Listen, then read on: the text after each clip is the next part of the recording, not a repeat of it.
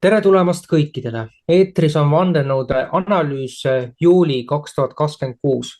Kuigi võiks öelda, et see kuu justkui peaks olema hapukurgi hooaeg, siis seda ta teps mitte ei olnud ja sellest annab aimdust ka meie saate teema valik, aga enne seda tavapärane saatekülaliste tutvustamine. Meil on täna ajakirjanik ja tõlkija Tõnu Kalvet siin. Tervist! Eesti.com toimetaja ja ka veebiraadio saatejuht Maarjo Maripuu, tervist. Tervist! Ja loomulikult tehnokraat Andres Saukas. Mõistust ja tarkust. Ja mina olen saatejuht ja Eesti.com portaali peatoimetaja Mihkel Johannes Paimla. Siinses saates me räägime valdavalt välisteemasid, kuna suurem osa meie teemade käsitlusest andis suunise mõttes ette Tõnu Kalvet. Aga enne kui talle nüüd sõna annab esimese teemaga, siis olgu öeldud, et järgmise saate jaoks, mis siin tõenäoliselt septembris aset leiab, mingi aja jooksul on ära toimunud ka nõndanimetatud riigipea määramised, aga sellest me räägime, kui aega jääb üle saate lõpus. Ja esimene teema nüüd puudutab siinset Ida-Euroopa regiooni ja täpsemalt siis meie piirkonnas suurimaks julgeoleku tagajaks peaks olema Poola, aga tuleb välja, et elanike enamus pole valmis sõja korral kaitsma oma kodumaadki. Enne seda, kui siia saatesse tulin, siis vaatasin isegi järgi, et viimase aasta jooksul on kaitsetahe Poolas langenud alla 50%. Ja nüüd tekib õigustatud küsimus, kas tõesti valitsus on nii korruptiivne, et inimestel hakkab see üle viskama või mis siis toimub. Ja küsimus tekib veel, et kuidas saaks Poola siis kaitsta Baltimaasid. Saate esimese teema tõstatanud Tõnu saab ka nüüd esimesena sõna. See on huvitav teema ja ma põhjendan ka ära, miks ma selle teema soovitasin tänasesse saatesse, sest Eestile ja teistele Balti riikidel on räägitud, et kui Venemaa peaks meid ründama, siis meie üks suuremaid, tugevamaid kaitsjad ongi Poola. Ja kui sa vaatad paberil, siis tõepoolest Poola sõjavägi on meie piirkonna suurim, tugevaim, seda küll. Aga relvad ei sõdi, ainult inimeste arv ei sõdi. Kõik oleneb sellest, kas inimestel on võitlusvaimu. Ja nüüd selguski, juulikuu jooksul tehti küsitlus, arvamusuuring tehti, või arvamusküsitlus ikkagi, tehti Poolas ja selgus, et elanikest ainult 27% on valmis kaitsma relvaga oma kodumaad vabatahtlikult. No muidugi, kui nad vägivallaga sunnitakse kaitsma, eks nad siis lähevad, aga küsimus on, et vabatahtlikult teeks seda ainult 27%. Ja kes kindlasti ei oleks nõus kaitsma on 58,1%. Ülejäänud olid siis sellised, kellel ei olnud kindlalt oma seisukohta. Ja kui vaatama hakata, siis näiteks Poola praeguste opositsioonierakondade valijad olid rohkem valmis kaitsma, aga ka mitte väga palju rohkem. Valitsuserakondade valijad ei olnud eriti valmis kaitsma. Muidugi oli ka teine küsimus kõnealuses arvamusküsitluses, et kui paljud oleks valmis jääma Poolasse, et ei lahku riigist, kui peaks riiki rünnatama ja siis enamus ikkagi ütleme umbes 70% olenevalt, kas sa oled siis opositsioonierakonna valija või sa oled valitsuserakonna valija, umbes selline suurusjärk otsustas jääda. Aga mis on jälle huvitav, et naised olid rohkem valmis kodumaalt lahkuma sõja korral ja samuti valitsuserakondade valijad olid rohkem valmis lahkuma. Ja naistest oli valmis relvaga kaitsma kodumaad ainult 14%. No meestest oli see arv suhtelisem, ütleme tasavägisem, umbes 42-44 oli, kui ma õigesti mäletan.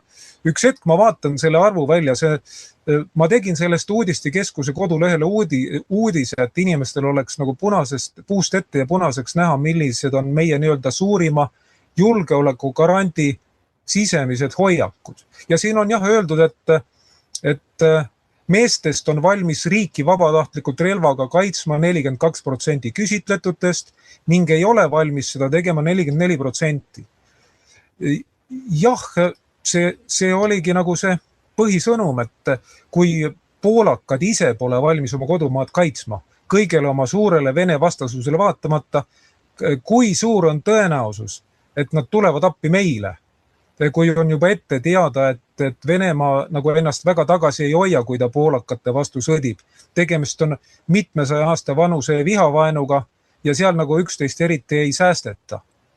Nii et sel põhjusel saigi nagu valitud see teema, nii et ma kuulaks huviga, mida nüüd ütlevad meie teised saatekülalised. Minult praeguseks selle punkti kohta kõik. Ja, aitäh sulle, Tõnu. Kindlasti me arvestame sellega, et naiste seas on see tahe riiki kaitsta palju väiksem ja kui me vaatame Eesti perspektiivi, siis meil on Kaitseressursside Ameti juhiks isik, kes räägib juba naiste kohustuslikust sõjaväest. No see ei saa kuidagi heaga lõppeda, aga see, et Poola meestest 42% vaid on valmis sõtta minema, 44% on vastu, siis see tähendab, et mingisugune nihe on ühiskonnas toimunud. Aga lähme siit nüüd edasi ja Maarja, ole lahke. Aitäh! No siin mina vaatan seda küsimust geograafiliselt ja strateegiliselt, et nüüd mõelda seda, et Venemaa siis peaks ründama Balti riike ja meil on Suwalki koridor, mida ma kogu aeg igas saates ära mainin, siis kui poolakad peaksid tulema, nad peavad sisuliselt tulema, saate aru, Baltikum on nagu kott ja Suwalki koridor on koti suu. Kui nüüd see Poola vägi peaks tulema siis sisse, siis nad tõmmatakse kotti ja venelane ennem ei jää seisma, kui see kott on tühjaks tapetud. Ja ega poolakas ju teab, ta ei saada oma mehi surma ja ikkagi kõigepealt on iseenda riigikaitse ja siis vaatame, mis edasi saab.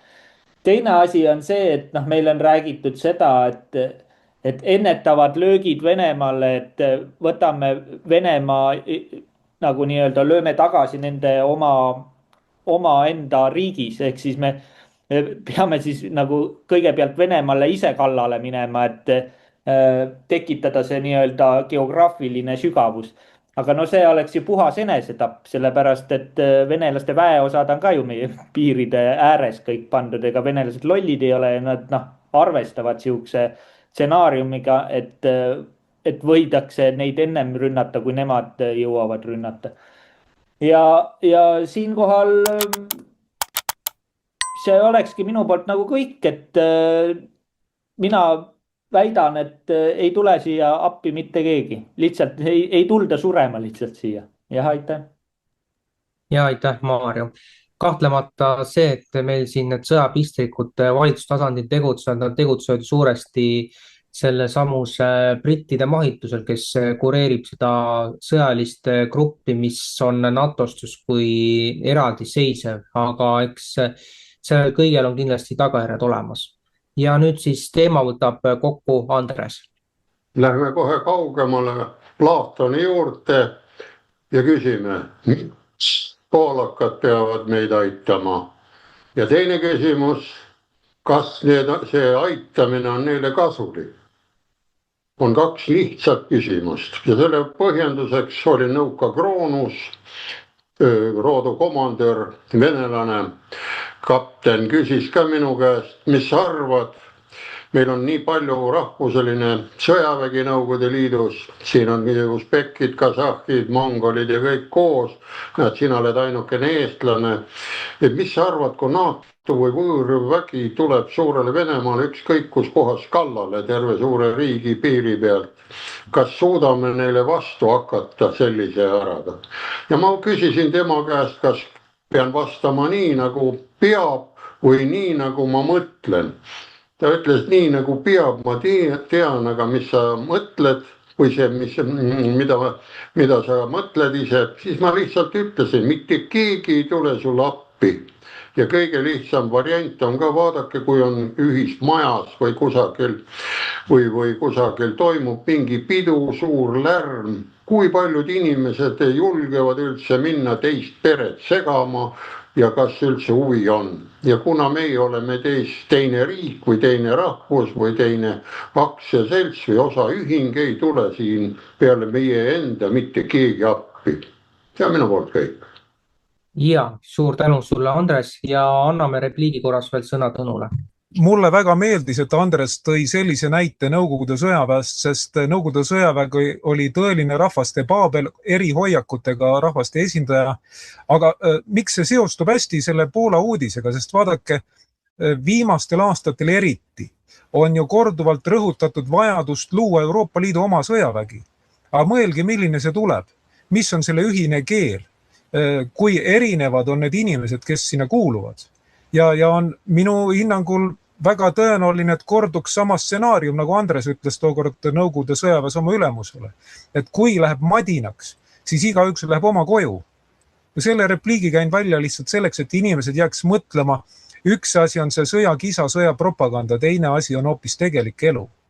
See oligi minu repliik. Jah, aitäh, Tõnu.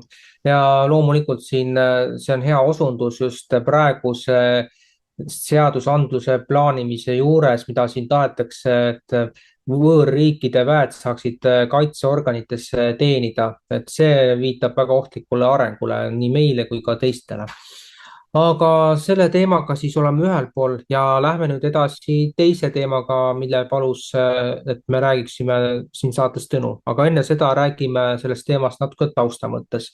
Eelmisel kuul vahetult enne seda, mil USA senaator, senati liige Lindsey Graham läks nii-öelda teisi ilma, käis ta Ukrainas relvatehases ja hämmastav, mida siin ilmselt mõned netijälgijad vaatasid, et kui ta oli surnud ja oli matused, siis tema kirstu hoiti kinnisena. Ja nüüd siit lähmegi teema juurde, et kas USA senaatori Lindsey Grahami koristasid ära siis need omad, et ei tuleks välja Ukraina ettekäändel toimunud tohutu raha varastamine, et me räägime siin miljarditest või isegi triljonitest dollaritest. See on väga mastaapne ulatus, aga nüüd sõna Tõnul. Kui mäletate, siis nii Eesti kui ka mujal peavoolu ajakirjanduses pärast Lindsey Grahami surma süüdistati Venemaad, arvati, et Venemaa olevat justkui ära mürgitanud mingi aeglaselt toimiva mürgiga, mis ütleme mõjus alles siis, kui Graham oli jõudnud Ukrainast koju. Aga mina kuulasin ka kainemaid hinnanguid sellele ja näiteks nii Venemaa analüütikud kui ka Iisraeli analüütikud ja veel mõned pakkusid välja sellise seletuse, et asjad aga võis olla koguni praeguse USA valitsus ise. Sest Lindsey Graham, ta oli väga tuntud, väga teenekas senaator, väga mõjukas ja mis on huvitav, et tal oli liitlasi ka demokraatliku partei poliitikute hulgas, eriti nende hulgas, kes nagu Lindsey Graham olid samuti USA sõjatööstuskompleksi käepikendused ja kes teenisid väga korralikult selle eest, et nad hajasid välja nagu tellimusi USA relvatootjatele. Ja siis käidigi välja selline seletus, et kuna Ukraina sõda läheneb lõpule ja Lindsey Graham on olnud väga tihedalt seotud nii selle Ukrainas käiva madinaga kui ka varasemate selliste, võib otse öelda, et maksuraha kantimisega relvatootjate taskutesse, siis kardeti, et ta hakkab lobisema ja sellepärast koristati ära. Otsest kinnitust sellele ei ole, aga kuna meie tänase saate pealkiri ongi vandenõude analüüs, siis meil on täielik õigus seda võimalust kaaluda. Ja nagu mäletatavasti ütles Sherlock Holmes, tuntud meisterdetektiiv, et kui välistada kõik, mis on võimatu, siis see, mis alles jääb, ongi tõde. Ükskõik kui tavatuna see ka tunduks. Ja praegu tundub päris tõenäoline, et segav tegelane koristati lihtsalt ära. Ja ta oli ka selles mõttes segav, et tema suguline sättumus ei olnud just nagu kõige loomulikum. Ta käitus päris naiselikult nende sõnul, kes teda lähemalt tundsid. Ja ütleme niimoodi, et kui võõrsõna kasutada, siis tegemist võiks olla perverdiga või eesti keeles seksuaalhälvikuga. Ja nüüd mul meenub teda kritiseeris väga karmilt üks USA-s elav Ukrainast pärit vene emakeelega naispolitoloog, kes on sealsetes poliitringkondades väga nagu tuttav, ta tunneb sealseid inimesi, tuntis isiklikult ka Grahamit ja ta ütles, et tegemist oli kõike muud kui meeldiva inimesega. Nii et selline see olukord on. Ma arvan, et see asi tuleb välja palju varem, kui arvatakse, sest elame sellisel ajal, kus paljud salastatud teemad tuuakse päevavalgele. Ja võib-olla mitte selleks, et head teha, vaid lihtsalt selleks, et juhtida avalikkuse tähelepanu kõrvale veelgi süngematelt asjadelt. Ma arvan, et sellest praeguseks piisab. Ja, tänan, Tõnu. Eks siin tuleb tõepoolest sellele rõhku panna, et meil praegu nagu need asjad, millest tegelikult rääkida ei taheta, muulgas digitaalne raha juba, mis järgmine aasta paljudes riikides kanda kinnitab, see on üks nendest teemadest. Ja mis seda Graham puudutab, siis see, ütleme, hüpotees, et ta käitus naiselikult, see teatud mõttes viitab sellele, et vaktsiinid või ma ei tea, mis iganes asjad olid tema käitumist muutnud ja ta oli ka üsna eakas ja vastab tõele, et tal oli väga palju sidemeid demokraatidega. Aga siit kohalt lähme edasi ja Maarju. Aitäh. No ütleme nii, et Grahami surm päästis ära üldiselt suuremast sõjast, sest ta oli ikkagi täiesti hullumeelne ja siin oli ju juttu sellest ka, vähemalt minu meelest uudistes jooksis läbi, et ta juba unistas, et ka tuumasõjast, et minu meelest tõi Jaapani näiteid vist veel, et no hullumeelne tüüp, no täiesti hullumeelne tüüp ja rahu tema põrmule, aitäh. Ja aitäh, Maarju. Jah, öeldakse, et üldiselt surnutest halba ei räägita, aga tema puhul ikkagi me räägime, et ta ei olnud just kõige südamlikum inimene ja teiselt poolt me räägime siin just ka sellest, et eelmise aasta veebruari lõpus, kui oli teatavasti Zelenski ja Trumpi kohtumine seal Valges Majas, siis Zelenski käitumisest ärritunud Graham leidis isegi, et Zelenski on läinud teatud piiridest üle, aga jah, hiljem ikkagi jätkas seda Ukraina liini, aga nüüd me näeme, kuhu see on jõudnud ja viimastel andmetel teadupärast Musk on keeldunud Ukrainale neid luureandmeid andmast, et siis saaks Venemaale sõna otseses kohta kätte jääda, nii et vaikselt püütakse suunata läbirääkimiste poole. Enne kui annab Andrese sõna veel Tõnult vastulause. Vaat ma igaks juhuks täpsustan, et kui tavaliselt tõesti ei räägita surnutest halba, aga on erandiks on need inimesed, kes on oma sissetuleku rajanud sellele, et teisi inimesi tappa või sandistada.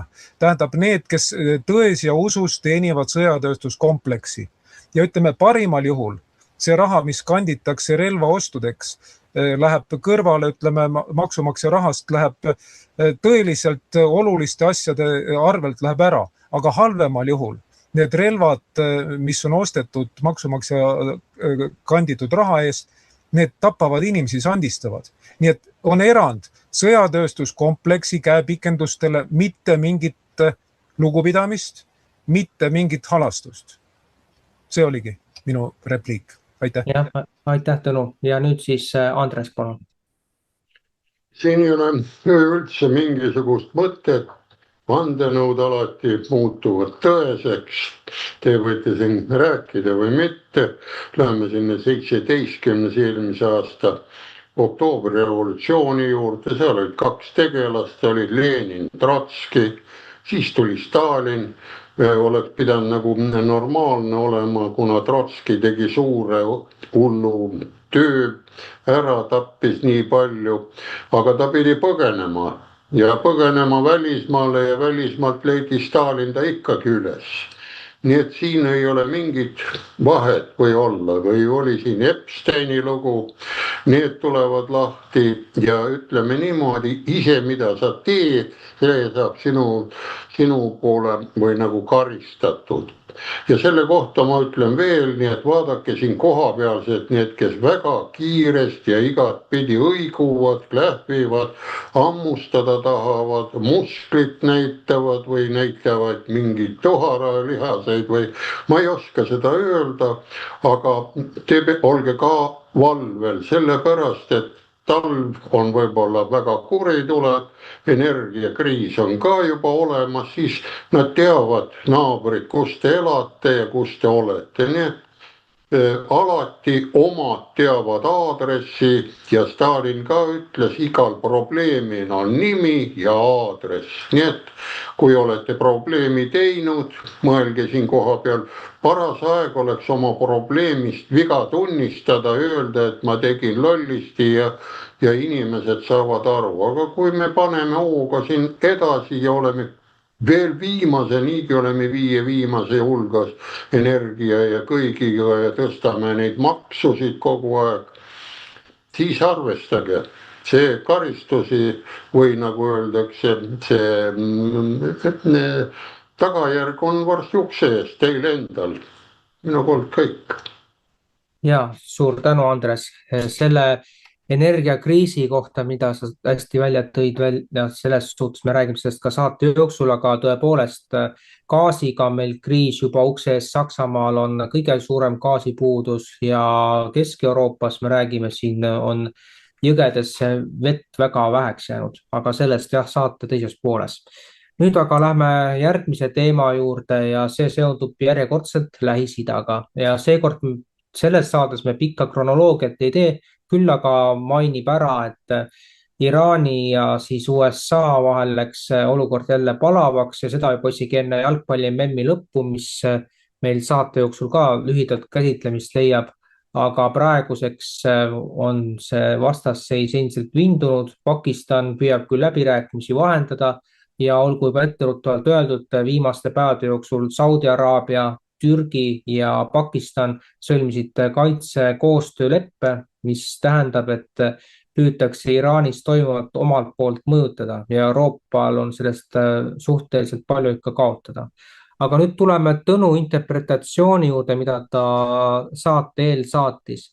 Iisrael tuleb kenasti toime välisvaenlastega, kuid teda ähvardab sisevaenlase tekitatav oht. Usuhullud niinimetatud ortodoksed juudid tahavad juudiriigi muuta samasuguseks usujura keskseks riigiks, kui on nüüdis Iraan, mis tõttu rohkem ilmalikke juute eelistab viimasel ajal kolida välismaale. Küsimus siit aga nüüd on hoopiski niisugune ja see on minu enda poolt koostatud, et miks sellised arengud, kus püütakse läbi kolmanda templi muuta Iisrael superriigiks, rahva seas selline lõhestumine aset leiab. Samal ajal kui USA kongress hiljuti kiitis heaks Iisraeli sõjaväe ülimuslikkuse USA ja tema liitlaste territooriumitel ja nüüd on paras aeg anda sõna Tõnule. No et miks see niimoodi on, vaata, enamus Iisraeli inimesi, enamus Iisraeli juute on täiesti tervemõistuslikud. Kuigi nad elavad Iisraelis, ütleme, tuginedes nagu pühakirjale, oma pühakirjale, arvavad, et see annab neile õiguse seal elada, aga oma igapäeva toimetustes nad on täiesti sellised normaalsed inimesed, on üks vähemus, see, kes nimetab ennast tõsiusklikeks juutideks, ortodokseteks juutideks, enamasti meesterahvad, nemad arvavad, et kui nemad uurivad juutide pühakirja, Toorat näiteks, et siis nad ei peagi sõjaväes käima, nad ei pea sõdima, ja nad on nagu vaata teistest paremadki ja kusjuures nad on agressiivsemad. Ma jälgin Iisraeli ajakirjandust juba mõnda aega võrdlemisi tähelepanelikult ja tuleb teateid selle kohta üha rohkem, kus nad hakkavad juba häirima inimeste igapäevast elu, inimeste liikumist ja siiani nendest oli nagu suur tüli, sellepärast et Iisraeli kauaaegne peaminister ja praegune peaminister Benjamin Netanyahu kasutas neid oma nagu ustavate valijatena, kes olid pealegi aktiivsed, ta püüdis nendele meeldida, püüdis nagu neid säästa mobilisatsioonist igasugu nagu eeliseid neile leida ja see tekitas Iisraeli ühiskonnas paksu pahameelt. Kusjuures ka nende hulgas, kelle maailmavaade on väga sarnane Netanyahu vaatega, aga nad lihtsalt ei taha seda, et keegi oleks privilegeeritud. Ütleme, kui tavalised inimesed peavad sõdima, Iisraeli kodanikud, juudid enamasti, peavad sõdima kuskil naaberriikides näiteks ja oma elu ohverdama. Aga samas keegi, ütleme, mingi seltskond, tema ütleb, et tema ei lähe, sest tema uurib pühakirja ja see tuleks nagu võrdsustada sõjaväeteenistusega. Nii et see tekitas suurt pahameelt ja see on ühtlasi ka vastus sellele, miks see 3. templi plaan on haige, kuna see on teostamatu. Esiteks sellele puudub Iisraeli ühiskonnas heakskiit. Teiseks, miks ta on teostamatu, sellepärast, et kõik Iisraeli naaberriigid välja arvatud Liibanon on temast suurema rahvastikuga. Ja nüüd mõelgem, kuidas selle 3. templi järgi Iisraeli muutmist suurriigist oleks võimalik teha. Kuidas sa vallutad kõik nad ära? Sõjaliselt saaks küll, Iisraelil on tuumarelv, aga kui ta kasutab tuumarelva näiteks oma kõigi naabrite vastu, et saada elamisruumi juurde, ta ei saa seal tükk aega elada, 70 aastat elada, mis on sellise vallutuse mõte. Järgmine punkt, ta ei saa kasutada geneetilist relva, biorelva, sellepärast, et väga palju juudid on geneetiliselt täpselt samasugused nagu nende naabermaade araablased. See tuleb sulle endale tagasi. Ja see on haldamatu, kui mõelge sellele, kui Iisraelil on olnud väga suuri probleeme, et hallata Gaza sektorit. Ja nüüd ta hakkab vallutama oma naabermaid, et mingisugust usuennustust teostada. See on teostamatu, see on haige mõte ja teatud mõttes see võib öelda, et see on intelligentsustest. Kui inimene seda jura usub, siis ta intelligentsus ei ole eriti kõrge ja kui ta saab aru, et tegemist on juraga, siis ta on täiesti normaalselt mõtlev inimene. Aga miks sellest rääkida, sest kuna usuhullud on muutnud elu päris tülikaks, siis üha rohkem juut hääletab jalgadega, kolib minema. Ja selleks saateks valmistudes ma kirjutasin välja teatud arvandmed, mis pakuvad huvi. Need on siis tuginevad Tel Avivi ülikooli asjaomasele uurimusele ja samuti Iisraeli statistika keskbüroo andmetele. Aastatel 2023 kuni 2025 lahkus kauemaks kui 3 kuuks Iisraelist peaaegu 270 000 inimest. Võrdluseks 10 aastat varem, tähendab aastatel 2013 kuni 2015 lahkus kauemaks kui 3 kuuks 183 000 natukene üle selle inimest. Nii et kasv selle aja jooksul on siis 47%. Ja praegune seis on selline, et aastas lahkub umbes 90 000 ja tagasi tuleb alla selle. Nii et kui välja arvata 50. aastat, 20. sajandile 80. aastat, siis tavaliselt on olnud niimoodi, et Iisraeli tuleb igal aastal rohkem juute, kui sealt lahkub. Aga nüüd on vastupidi. Ja siin ei ole veel arvestatud neid juute, kes tulid Ukrainast, kui algas sõjaline erioperatsioon. Ukrainast ja Venemaalt tuli ka terve ports juute. Neid ei ole selles arvestatud. See tähendab seda, et kuna Iisraelil ei ole ju erilisi maavarasid, ta põhiline kapital, kui nii saab öelda, on haritud inimesed. Ja selles pinges paljud haritud inimesed lahkuvad.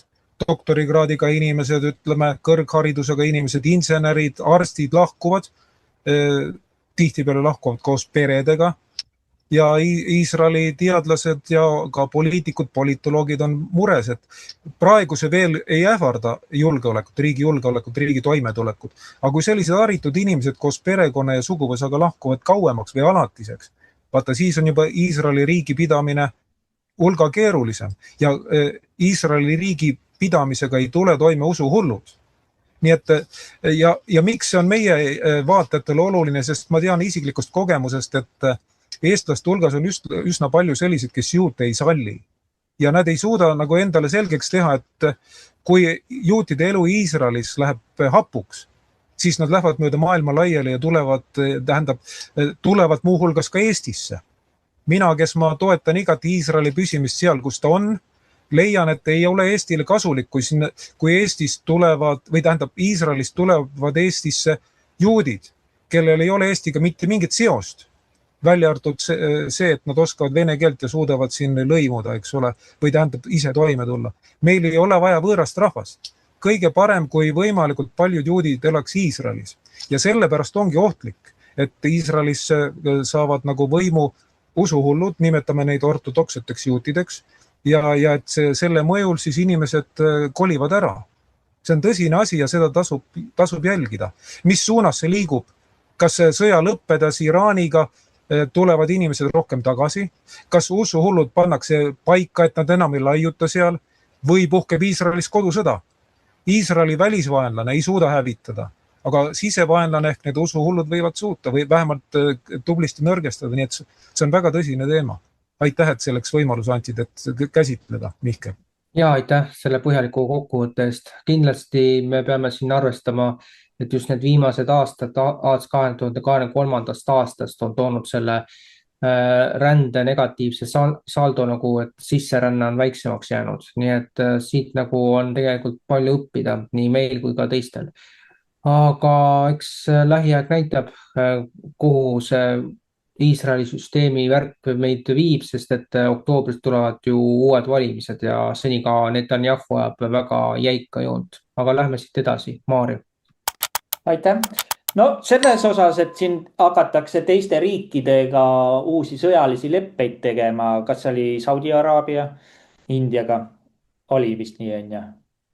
Et see on ju põhjustatud sellest, et Iraan on andnud kõvasti raketilööke ju laheriikides olevatele USA baasidele. Ja siin viimane uudiski ma lugesin, ma enam ei mäleta väljaannet, oli ka see, et 40 aasta jooksul esimest korda USA väed taanduvad oma baasidest, sellepärast, et nii kõva Iraani raketituli on peal. Ja siin ongi hakanud siis nii-öelda, kes tunnevad ohtu, hakkavad muid leppeid tegema, sest nad näevad, et USA enam ei suuda seda ala enam hallata ja see asi läheb lihtsalt käest ära. Et jah, aitäh. Ja aitäh, Maarja. No siin juba nende esimestel päevadel juba 5 kuud tagasi, mil see masinavärk Iraani ja USA vahel käima läks, siis keegi ei uskunud, et Iraani naaberriigid, kus USA baasid on sees, et nad saavad sellised tabamuse. Nii et see on kindlasti õppetund ja näitab, et USA ülimuslikkus on hakanud kõvasti vähenema. Et see kuulub veel osalt sellesse Agenda 2030 plaani, kus kehtib üks maailmakord, aga kuhu see meid viib, eks seda lähikuud ja aastad näitavad. Aga lähme edasi ja Andres. Siin oli jutuks juutide ja omavahelised möllud, aga ma ütlen teile lihtsalt, juudid on ka inimesed ehk segatoidulised ja targem teeb ikkagi lollimale rohkem ära. Põhjus on ka lihtne, Kroonus oli mul 2 kamraadi, mõlemad olid juudid, üks oli 27 vana, teine oli 26, mõlemad olid endale koha ostnud Peterburi teenima ja kodus magasid ja olid ja see näitas nende haridustaset. Aga kes läheb usu peale üle, olgu ta siis ka teistpidi võttes, jätaks nüüd juudid kõrvale, nad oskavad ka meie Eesti moodi olla, sest eestlastel on juba vanasõnagi, et teine eestlane on teisele magustoiduks, nii et ega juudid ka teistmoodi ei ole ära, sest kui on usu ja fanatism mingisuguse asja peale, siis ta loogiliselt ei mõtle. Aga juutide poolt ütleme niimoodi, miks ma tahan öelda, nad on mõistusega üle, sest võite vaadata YouTube'is neid kommentaare, nendel on juudid vaatavad asjale faktide põhiliselt, enamus tehnokraate, arste, kõik nad on sealpool üldse kõrgtasemel juudid.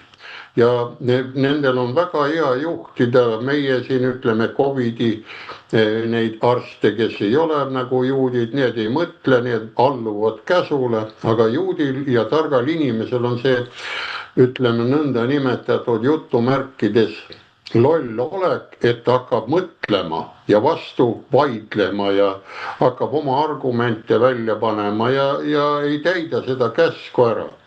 Nii et minu poolt selle kohta on kõik. Ja aitäh sulle, Andres, ja vasturepliigi korras sõna Tõnul.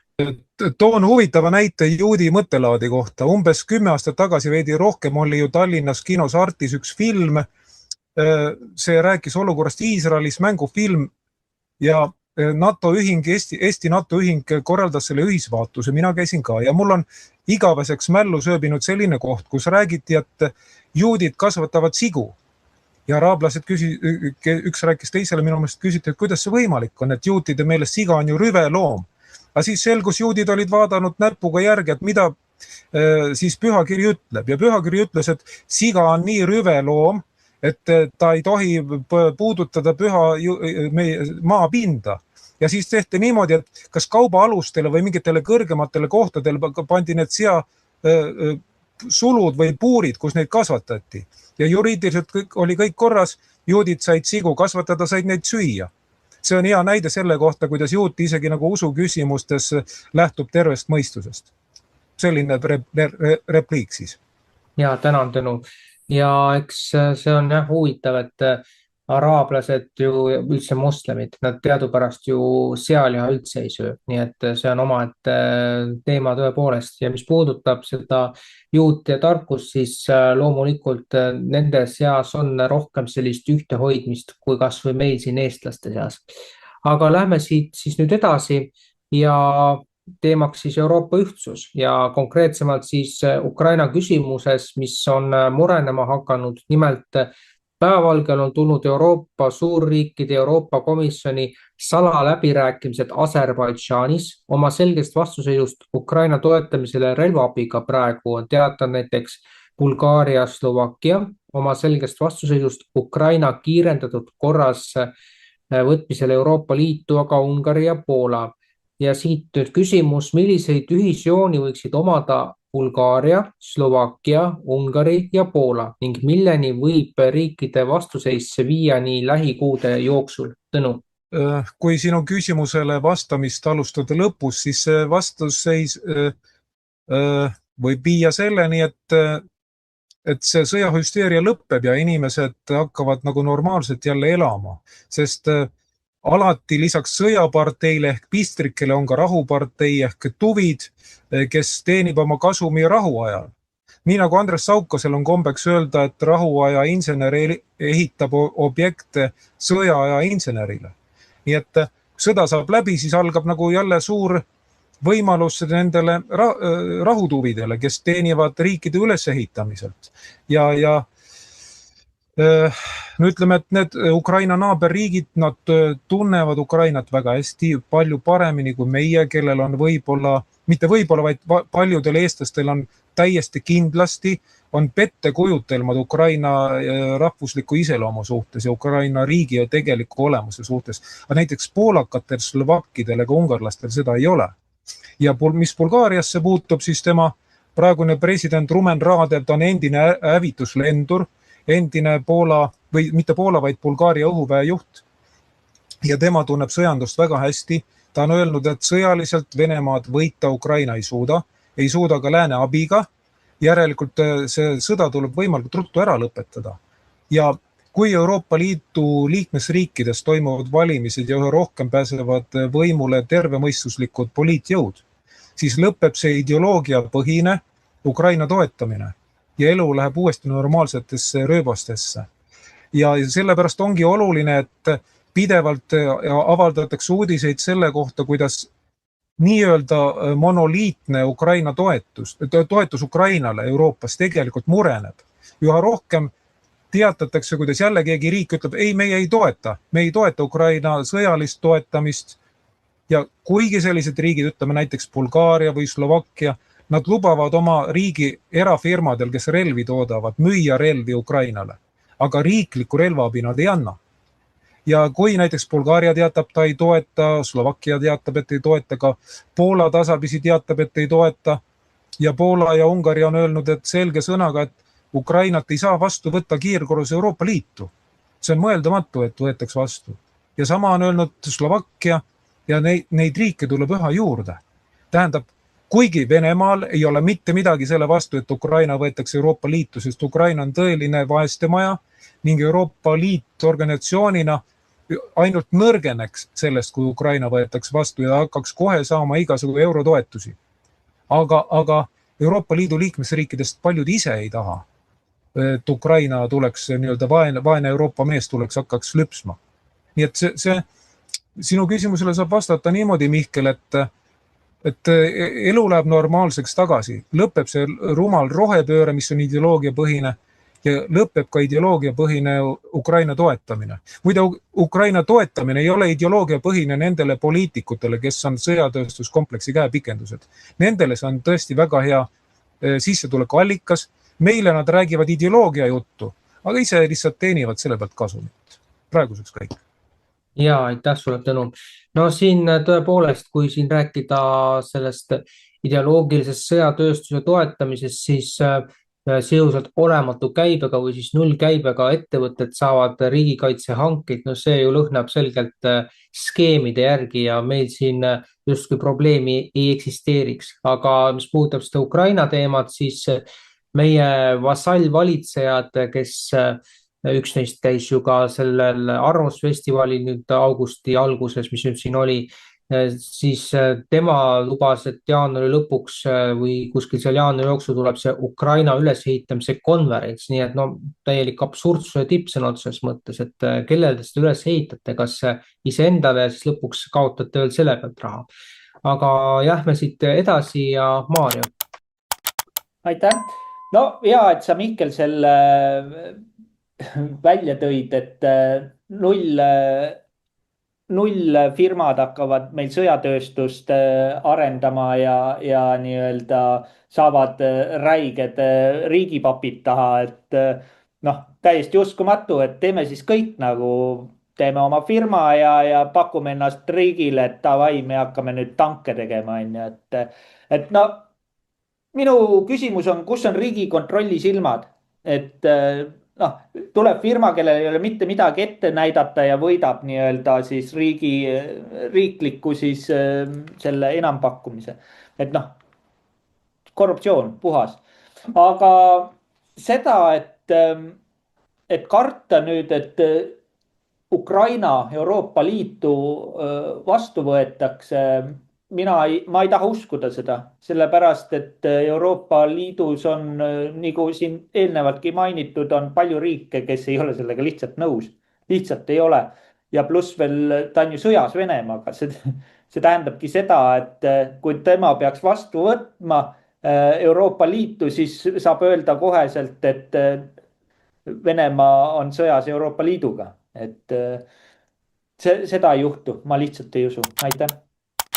Ja aitäh sulle, Maarjo.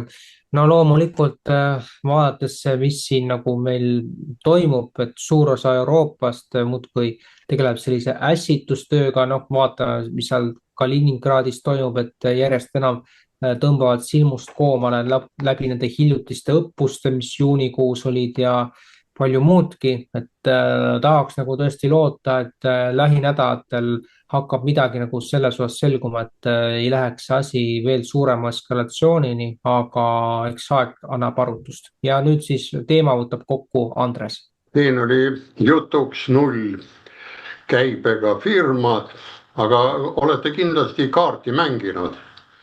Kaardi võtate kätte, vaatate ühtepidi, vaatate teistpidi, mõlemad pidi on peaaegu ühtemoodi. Kuningas jääb kuningaks, annad teisele, sa ei pea kaarti pöörama, lööte laua peale, teine näeb selle noo ära. Ja esimene, mis sõja oli ju annetused, MTÜ-d. Ja nüüd tulevad nullkäibega AS-id, kes võidavad need rahasummad ära, nii et vahet ei ole. Ja kuna siin on see küsimus, kui kaua või mis on rahaga. Kõigepealt mõelge, mis see raha on ja mis teeb riigi tugevaks. Meil idanaabril oli ja on rubla. Oli vahepeal ikka tsaari pilt, siis oli Lenini pilt ja nüüd on siis ütleme linnade pildid. Rubla jääb oma väärtuse. Nii, ameeriklastel mis on see nagu öeldakse nafta või petrooliumi dollar, see ei kau ka kuhugile. Aga viimased uudised, kui te olete näinud, juba 3. trükk tuleb erinev, tuleb eurorahasid. Nii, ja võtame nüüd selle trükki nagu mõtte kui läks see üle Venemaa, läks 1/10, kui palju selle, ütleme nüüd, väärtus on muutunud 3. kord, kui tehakse see paberraha uuesti trükitakse. Ja kui 3. kord trükitakse, see näitab, et sellel rahal on lõpp tulekul. Ja kui Euroopa Liidul lõpeb see raha ära, see väärtus, tal ei ole millegiga seotud, tal ei ole mitte midagi, paljas õhk on tal järgi. Nii et sellepärast ütleme kõik ülejäänud Euroopa riigid, kes on juba natukene mõtlema hakanud, kes siin olid, Slovakkia, Bulgaaria, Ungari, need juba vaatavad oma rahakese poole ja oma teha. Ja kui te mäletate natukene aega tagasi, 10, nii nagu on, olid jutud, et eestlane põletas oma kõik need kroonid ära seal ilusti katlamajas, aga samas ütles üks, et soomlane pakkis ilusti oma margad kile sisse ja nad on kusagil ilusas jahedas keldriruumis, need võib iga kell välja võtta. Aga mis väärtusega, millega? Nii et see on vahe, see näitab, kui hakatakse raha trükkima, rahaga mängima, siis seda ühendust või perekonda või suurt Nõukogude Liitu, nagu oli, läks ära. Ja Euroopa Liidul on sarnane minek on. See on pendli ühest äärmusest teise minek, nii nagu Einar Laigna ütleb, 30 aastat on see aeg tavaliselt, ta võib natukene allapoole olla, ülespoole, nii et siin võite unistada, rääkida, et võetakse Euroopa Liitu võetakse sinna neid, keda enam vaja ei ole ja need, kes olevad, need lähevad enne meest ära. Eeskuju on meil olemas ju. 20. läks Ühendkuningriik välja, näete, 6 aastat on aega läinud, siis teistel tuleb mõistus pähe, aga 9 aastat, kui läheb, see on täielikult, ütleme, see numeroloogia lõpp. Nii et 3 aasta pärast pakun välja, on see asi, kui enne ära ei lagune, ära laiali mindud, siis ta 3 aasta pärast on laiali. See on minu poolt kõik. Ja, aitäh sulle, Andres. Eks omajagu tõde on siin tõesti, et meil ju oli oma raha siin aastani 2010, 31. detsembril lõppes nagu selle krooni ametlik kasutamine ära ja pärast 15. jaanuarit jäädi püsivalt ainult euro peale, nii et ega peame tunnistama, et euroga see on järjest vähem väärtuslikum ja mis meil siin selle majandusega üldse saab, et kas need väärismetallid võtavad nüüd suuna üles, eks me seda kõike lähinädalatel näeme. Aga üks on selge, et Euroopa Liidus sellist ühtsust nagu selle loomisel või siis ka veel 22 aastat tagasi oli, et seda ei maksaks küll inimestel loota, pigem tuleb mõelda just selle pealt, kuidas saada iseseisvamaks. Aga lähme siit järgmise teema juurde ja see puudutab lõppenud jalgpalli MM-i, nii palju taustaks, et jalgpalli MM-is oli taas kord näha nii ava kui ka lõppemistseremoonial selliseid vabamüürlaste märke ja mõned vandenõud rääkisid lausa sellest, et jalgpall, mida mängijad üksteisega niimoodi veeretsid ja lõid, oli kuidagi magnetiliselt paika pandud ja no muidugi, kui siin arvati, et Argentiina võidab finaali, siis tegelikult võitis Hispaania, mis omakorda sütitab uue vandenõu sel teema, et kas 2030 üldse jalgpalli MM-i tuleb või läheb see asi maailmas niimoodi keema, et selleks ajaks mingit võistlusi ei tulegi, aga see on nüüd omalt arutuskoht, aga meie nüüd räägime veel sellest, et milline otstarve maailma poliitikas oli USA-s, Kanadas ja Mehhikos peetud jalgpalli maailmameistrivõistlustel, mis lõppesid nüüd 19. juulil. Kas need näitasid, et viiakse jõuliselt ellu Don Rowe doktriini, mille kohaselt muutub lääne poolkera USA tagahooviks ja sellele küsimusele vastab esimesena Tõnu. Jah, mulle selline mulje jäi tõepoolest. Mõelgem kas või sellele, et miks oli vaja korraldada 3 riigis korraga. Mäletame, et nii USA kui ka Mehhiko on korraldanud varem ju eraldi, näiteks Mehhiko aastal 1986 ja USA aastal 1994. Ja nad said ilusti eraldi hakkama kumbki. Mõlemas riigis leidub piisavalt staadioneid, piisavalt jalgpallihuvilisi, piisavalt raha, et korraldada. ja pealegi, miks oli vaja sinna punti kutsuda Kanada? Minu hinnangul asi viitab sellele, et tegemist on sellise nii-öelda nagu tulevase ühisriigi ettevalmistamisega, sest on juba räägitud alates sellest, kui Donald Trump sai teist korda USA presidendiks, et ta tahab ühendada Ameerika Ühendriikidega nii Mehhiko kui ka Kanada. Ja Kanada puhul on vastuseis olnud muidugi tingitud sellest, et Kanada sisuliselt allub Suurbritanniale. Kanada riigipea on ju ühtlasi Briti monarh, ükskõik, kas see juhtub parajasti olema kuningas või kuninganna, tema annab ju Kanadale korraldusi. Ja nüüd ongi küsimus, et kuidas omavahel saavad kokkuleppele tavaliste globalistide rühmitus, kelle käilakujuks on Donald Trump, ja ütleme äärmusglobalistide rühmitus, kelle selja taga on siis ütleme Suurbritannia pluss USA demokraatlik partei. No pluss siis veel Klaus Schwab ja George Soros ja sellised tegelased, kui nimetada ainult kõige tuntumaid tegelasi, nägusid. Nii et tasub valmis olla selleks, et USA laieneb lähitulevikus, võib-olla lähema 10 jooksul kuni Mehhiko lõunapiirini. Teoreetiliselt on see mõeldav, USA-st tuleks siis selline Šveitsi tüüpi riik, kus on 3 riigikeelt, nimelt inglise, prantsuse ja hispaania. Ja kui näiteks ütleme Kanadasse prantsuskeelse provintsi Quebeci elanik tahab minna Mehhikosse või praegusesse Mehhikosse, eks ta õpib hispaania keele ära. Sel juhul oleks seal 3 riigikeelt, mitte 4 nagu Šveitsis. Nii et see on täiesti teostatav plaan ja Monroe doktriiniks nimetatakse 19. sajandi Monroe doktriini, mida Donald Trump oma meeskonnaga arendab edasi. Ja kui vaadata selle pilguga tänavusi jalgpallimaailma meistrivõistlusi, siis on aru saada, miks nad olid just sellised, nagu olid. Ja teine põhjus oli muidugi see, et juhtida avalikkuse tähelepanu natukenegi kõrvale käimasolevalt sõjalt Lähis-Idas.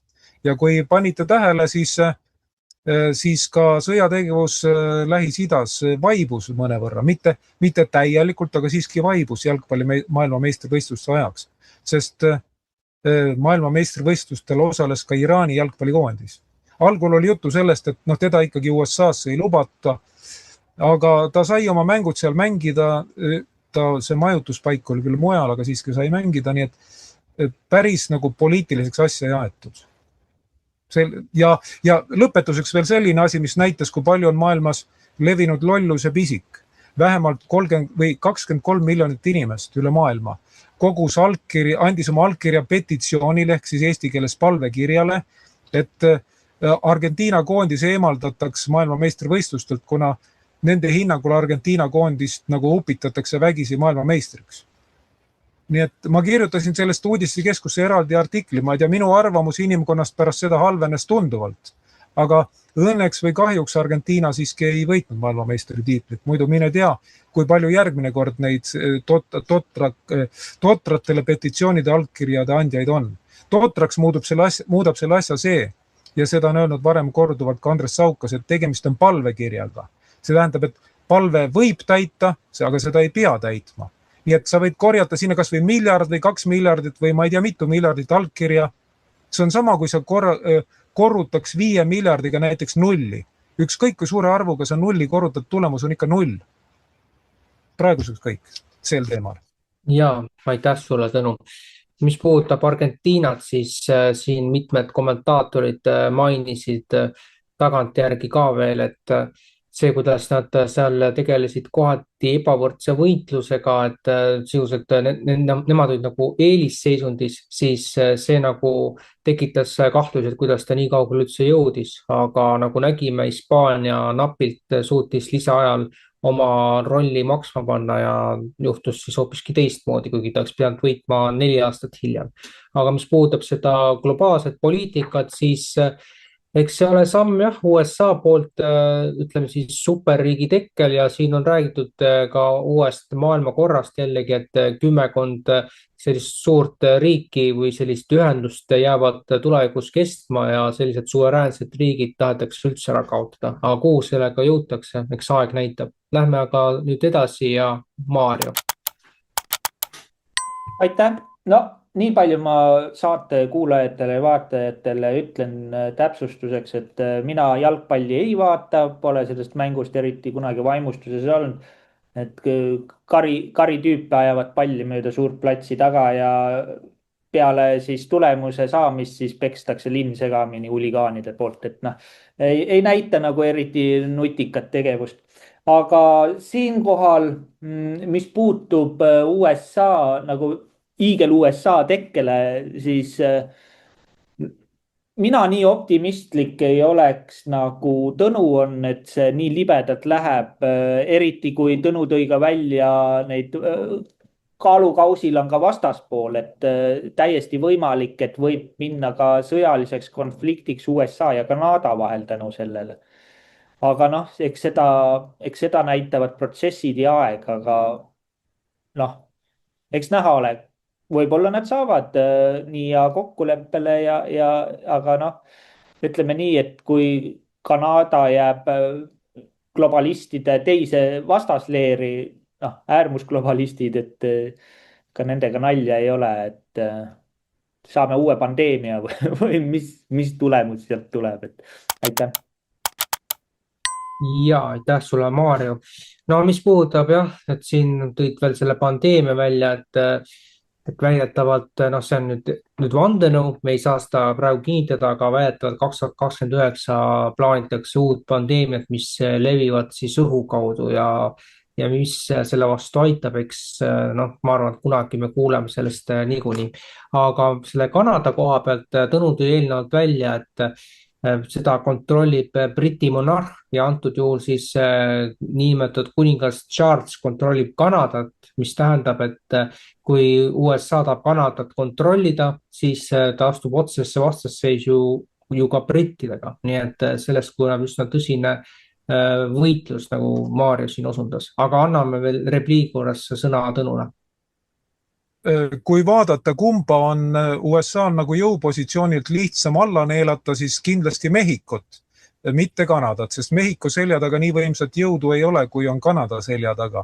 Aga teisest küljest Mehhiko alla neelamine tähendaks USA-le korralikku koormat. Mehhiko on USA-st vaesem.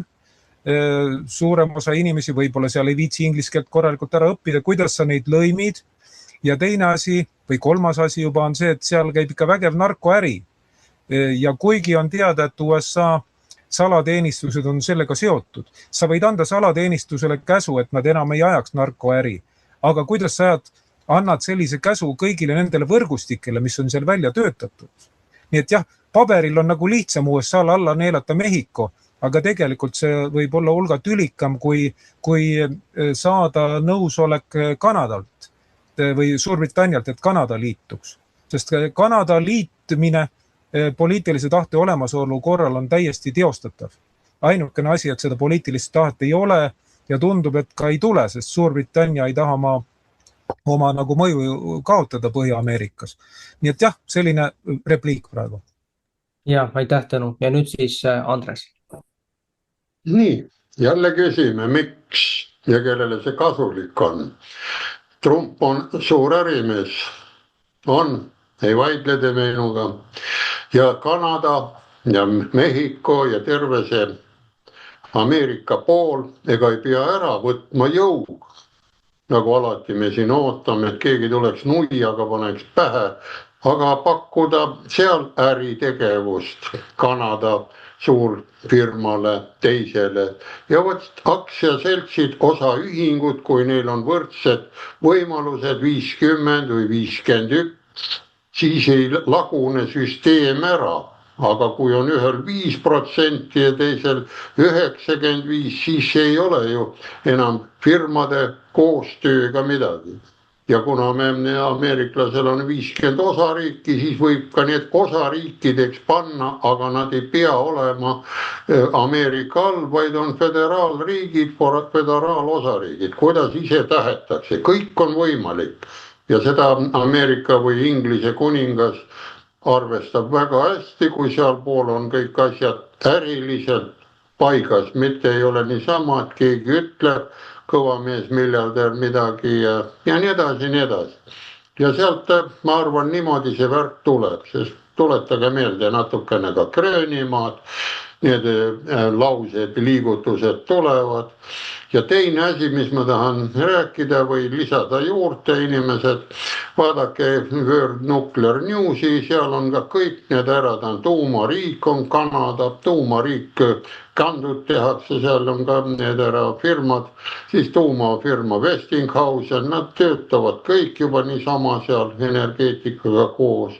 Mehhiko, seal on kartellid, see on kõik võimalik, kui ise panna ja aidata nendel saada raskustest üle. Ja meil on samamoodi on võimalik ka siin omaette nagu olla, koostööd teha idanaabriga, mitte kogu aeg talle musklit näidata, ma ei tea millist musklit, kas neid muskleid, mis istmiku all on, lased püksid alla ja näitad seda musklit või on veel mingi teine muskel meil olemas.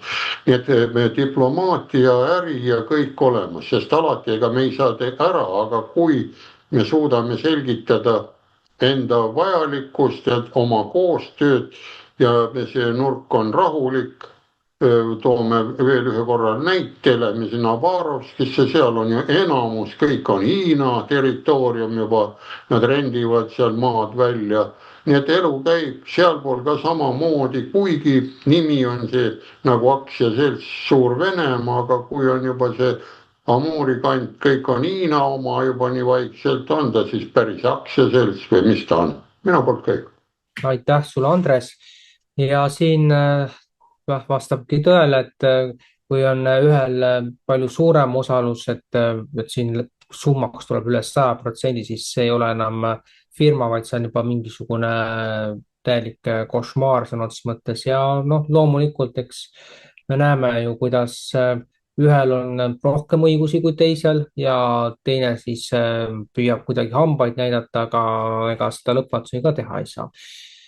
Aga lähme siit järgmise teema juurde ja migratsioon siis, et see on nüüd muutunud selles mõttes oluliseks teemaks, et meil on siin praegu Eestis nõndanimetatud Valgevenest tulev migratsioonipump, mis kestab vähemalt 2 kui mitte rohkem kuud, aga meie tähelepanu suuresti köidab just see, mis toimus Maroko ja Hispaania piirkonnas. Ja juuli lõpus siis tuli mitukümmend tuhat migranti Aafrikast Euroopasse, väidetavalt nad on tagasi saadud, aga tegelikult ei pruugi see üldse nii olla, sest et Hispaania sotsialistlik valitsus on andnud ju immigrantide legaalse staatuse, eriti neile, kes tulid siia enne selle aasta 1. jaanuarit. Ja nüüd, kas juuli lõpupäeval toimunud marokolaste massiline sissetung Hispaaniale kuuluvasse Ceutasse oli Iisraeli ja ta liitlaste, näiteks USA ja Maroko salajane kättemaksuoperatsioon Hispaaniale, või on seal ka laiem mõju näiteks välismaalaste massilisele ebaseaduslikule sissetungile Euroopasse ning kuidas kommenteerida, et lähipäevil võib aset leida veel jultunum rünne, mis peaks jääma 15. augustisse. Tõnu? Jääb selline mulje, et vähemalt klapib selline seletus, et asja taga oli Iisrael. See ei tähenda, et Iisraeli tuleks sellest hukka mõista, kui paigutada ennast mõttes nagu Iisraeli juhtide asemele, siis see operatsioon oli igati filigraanselt tehtud. Oli ette juba kokku lepitud, see tuleb peaaegu veretu, aga ta tuleb selline, mis rängalt kahjustab Hispaania praeguse valitsuse ja praeguse peaministri Pedro Sánchezi mainet ja võimaldab saavutada oma eesmärke nii-öelda võõraste kätega. Sest meenutageme, miks see kahtlus üldse tekkis. Nimelt, kui USA ründas Iisraeli, tal oli vaja, et sõjalennukid saaks Iisraeli pommitama sõita ka Hispaanias. Hispaanias on USA-l samuti oma, või NATO-l ütleme, kus on ka USA baasid. On väed sees, aga Hispaania valitsus ei lubanud. Ja Hispaania valitsus oli väga selle vastu ja ega USA praegune valitsus eesotsas president Trumpiga seda ei unustanud. Ja nüüd, kuidas tekib seos Marokoga? Asi on selles, juuli keskpaiku minu meelest oli huvitav Iisraeli poliitika teemaline, välispoliitika teemaline saade, kus esines üks Iisraeli julgeolekuekspert, kelle nimi on Grigori Tamar. Ja kuigi seal oli juttu sellest, et Gaza sektorisse tulevad rahvusvahelised rahujõud, sealhulgas islamiriikidest ja et tuleb Maroko ja Uganda, kellega Iisraelil on väga head suhted ja siis seesama Grigori Tamar ütleski, et aga need suhted on niivõrd head, et Iisraeli ja Maroko sõjavägi ning luure teevad väga tihedat koostööd, tähendab, nende vahel on päris suur usaldus. Arvestades, et paljude islamimaadega on Iisraelil väga pingelised suhted, umbusklikud suhted, Marokoga on väga head suhted. Ja siit on juba lihtne edasi arutleda, et Iisraeli luure näiteks andis Marokole andmeid ja mitte lihtsalt andis andmeid, millal see operatsioon teha, vaid ta andis ka inimesi. Huvitav, et üks blogija Kevin Barrett, kes tema jutu põhjal otsustas, et on kõike muud kui Iisraeli sõber. Tema tõi välja sellised asjad, sellised faktid, et Maroko päritolu juute on Iisraelis veidi üle 1 miljoni ja üsna paljud nendest on välimuselt nagu marokolased, räägivad araabia keele Maroko murret või murrakut puhtalt ja neid on võimalik kasutada nii-öelda näitlejatena. Nad mängivad iseennast, näiteks kui saata neid mitukümmend tuhat, nad tungivad Hispaaniale kuuluvasse enklaavi Ceutasse, tekitavad seal korralageduse, ütleme, paari päevaga ja siis tõmbuvad välja. See on võrdlemisi veritu operatsioon. Praeguseks on teada, et seal uppus õigemini alla 100. Nii et nagu Andresel on kombeks öelda, Nõukogude ajal öeldi, et kui sõjaväeõppusel on inimeste kadu alla 5%, siis kõik on veel normi piires. Nii et 100 isikut, kes on uppunud võrreldes 60 000 sissetungijaga, see on väga väike protsent. Nii, tähendab, teoreetiliselt kõik klapib, et Iisrael oleks saanud seda teha, kuna see on tema huvides. Kas ta seda tegelikult tegi või mitte, see selgub hiljem. Aga võimalused ja ka tahe ja vahendid tal oli olemas. Ja siis ma loen ka Slovakkia ajakirjandust ja 2. augustil 2026 ilmus Slovakkia internetiväljaandes postoi.sk väga huvitav reportaaž. Ja seal oli selle portaali ajakirjanik oli suhelnud Ceutas kohalike elanikega, kelle hulgas on üsna palju Maroko päritolu elanikke, need on lõimunud täiesti, nad on ustavad Hispaania kodanikud. Ja siis need ütlesid, et jah, et selle taga võis olla Maroko ja selle taga võis olla ka Iisrael ja tekkis jälle huvitav seos. Aastal 2022 ju kuulati pealt Pedro Sánchezi, kes tookord oli Hispaania peaminister, ja kaitseminister Margarita Roblesi mobiiltelefone, nende kõnesid kuulati pealt. Ja õnnestus tookord tuvastada, et seda tehti nuhktarkvara Pegasus abiga. Ja seda pakuti välja, et seda oli teinud Maroko luure, Maroko salateenistus. Tookord sellele kindlat tõestust ei leitud, aga tänavu Briti tuntud ajaleht Guardian kirjutas sellest ja tsiteeris seal ühte endist Maroko salateenistuse töötajat, kes ütles, jah, tõepoolest, meie tegime seda. Ja nüüd tulen tagasi selle Iisraeli välispoliitika saate juurde, kus esines Grigori Tamar. Ja seal oli juttu ka sellest, et miks Iisrael ei salli eriti praegust Hispaania valitsust. Sellepärast, et tema hinnangul see on Katari palgal. Katari ja ka Maroko palgal, tähendab, saab nagu sealt raha ja küsimus ei ole selles, et kas ta on saanud seda praegu. See võib olla ka 10 aastat tagasi, aga kui kompra kohta on tõendid olemas, siis Pedro Sánchez koos oma valitsusega on lõa otsas. Ja Iisrael, nagu teatavasti, paljud on kuulnud, et on Katariga päris nagu pingelistes suhetes. Nii et ütleme niimoodi, et kui need faktid asetada üksteise kõrvale, siis seos on olemas, kõik klapib. Kas see päriselt nii oli või mitte, see tuleb välja mõni aeg hiljem. Aga Iisraelil oli huvi olemas, tal olid ka võimalused olemas. Selle kohta praeguseks kõik. Ja, suur tänu sõnu. Ja loomulikult me ei saa siin tõesti unustada, et Hispaanias vahetult enne seda intsidenti põletati ka Netanyahu kuju, et see asetab asjad sellesse konteksti. Huvitavalt see, et Hispaania sõlmis kokkulepped Alžeeriaga vahetult enne seda migratsioonirünnakut. Nii et siit võib jah järeldada, et kättemaks oli nagu planeeritud, küsimus on, et kui see nüüd kordub, siis millises ulatuses uuesti, aga selle juurde tuleme võib-olla tagasi järgmises saates. Lähme edasi ja Maarja. Aitäh. No minule tundus see migratsiooni see surve koheselt kunstlik, kui nad tulid korraga nagu invasioon ja olid seal natuke aega ja siis järsku tulid uudised, et nüüd nad lähevad tagasi, see mitukümmend tuhat. Et küsimus, et millega nad siis nagu tagasi lähevad, nende samuste parvedega uuesti tagasi või see oli niisugune väga, väga kummaline sündmus.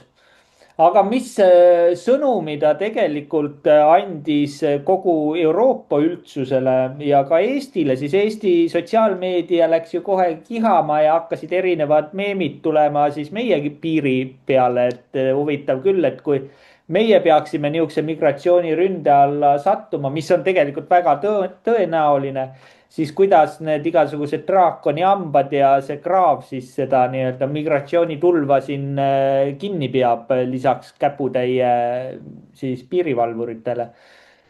Et esitas nagu kõvad küsimärgid, et see raha, mis on topitud meil riigikaitsesse, kas see ikka täidab sihtotstarvet ja ega nii-öelda ega meie inimesed lollid ei ole ja nad saavad väga hästi aru, et mis toimub. Aitäh. Ja aitäh, Maarja. No selles suhtes olen nõus, et see, mis meil siin praegu tehakse selle piirikaitsega, et see on ju tegelikult tsirkus rahvale ja kas selle hinnaks siis on see, et tehakse kõik hoopis nii, nagu ei peaks minema, aga tahetakse teha hoopiski omadel versioonidel seda piiri, ütleme, kaost. Eks seda me näeme lähinädalatel ja nagu siin öeldud, et meie piiri selline jooksmine toimub vähemalt 2-3 kuu jooksul. Meil küll piiri Valgevenega ei ole, aga Lätis tulevad ikkagi Eestisse ja siin oli see hiljutine operatsioon Nõmme kandis, kus migrandid püüti kinni. Aga lähme siit edasi ja teema võtab kokku Andres. Teema kokku. Jälle küsime, miks ja kellele see kasulik. Loomariigis on tavaliselt karjane ja tal on karjakrants, kes karja kohal ajab. Võtame samane Maidani väljak. Kuidas seal poisid ja mehed ja telkisid? Kas keegi maksis või tulid nad ise? Kes söötis neid? Tulid nad ise? Nii, nüüd on praegult olukord, milline veel on asja juures. Teine, võtame teise külje. Euroopa on palav, soe. Kuradi hea on saata, vabandan, kuradid kutsumast, aga soe ja tulevad Marokost poisid väikse raha eest kummipaadiga puhkama, tegid 2-päevase spa-puhkuse ära, vaatasid, elu ja värk on soe, tuleme uuesti tagasi ja nad tulevad uuesti 15 tagasi. Maksavad nii palju kui vaja on ja kummipaad palju ei maksa ja tulevad suurema rühmaga. Ja vot siin ongi see nüüd küsimus, kas on Euroopal neid vaja, et nad jõuaksid ka meile, mõelge, hooga meile nad ei tule, siin on jahedam praegu õnneks. Aga kui me ikka kütame samamoodi edasi, kuivatame need Euroopa jõed ära, energia võtame ära, nad saavad telgis elatud küll ju mõnda aega ja siis peame neid toetama. Ja tulevadki sisse ja otsida, et nüüd Iisrael tegi või tegi keegi teine, ma ütlen, tark tegi. Targad tegid selle sõja, et hakata sõda pidama ja lõhkuda seda ära, siis peale olümpiamänge kohe läks lahti 22. või need oli ennem 14. olid need pommitamised enne siin Ukraina vahel, nii et ma tõmban paralleelid selle peale, on vaja see Ukraina asi ära lõpetada, Hormuzi kohta ma lähen väikse põikega ära, on küsitud minu käest ka, kas seal on sõda või ei ole, aga ma küsin teie käest ära, kui tanker peab seisma ja ma olen kapten ja mul on seal meeskond peal ja öeldakse, et üks päev maksab näiteks $10 000, seisad ühe päeva, järgmine päev jälle $10 000. kas ma seisan nüüd ise või siis relvavärgis. Ma seisaks nagu ise, poistel on seal süüa mul 2 nädalaks, küll ma selle gaasiga kätte pumbates saan soemalt ja suurema rõhuga ja asi ongi Hormuzi väis seinas ja ajame ärijuttu teistpidi. No vot, see on nüüd tehnokraatlik ehk loll mõtlemine, et ma mõtlen mõlemat poolt läbi. Ja vot siin ongi praegult, nad teevad selle, ütleme nagu Hispaania, kui te mõtlete, seal on ka härjavõitlused ja ära ja härjale näidatakse seda rätikut, paljud räägivad, et punane tähendab rätik, aga kui kuulate loomateadlased, härjad on värvipimedad, on ta punane rätik või valge, leevitada selle peale ärritub, nii et ei ole vaja punast ega midagi ja katsetatakse praegult ärritada ja teha Hispaania, Portugali ja mäletate, iga aasta ikka tuleb neid sinna üle Itaaliasse, nii et see oli väike asi, aga nüüd on vaja suuremalt teha see protsess. Ja kui Euroopa tahab lahti saada sellest, siis ta peab endal selle kuuma süsteemi välja lülitama ja hakkama normaalselt elama ja kõik elavad Aafrikas edasi. Minu poolt kõik. Ja aitäh, Andres, ja kokkuvõtlik repliik veel Tõnult.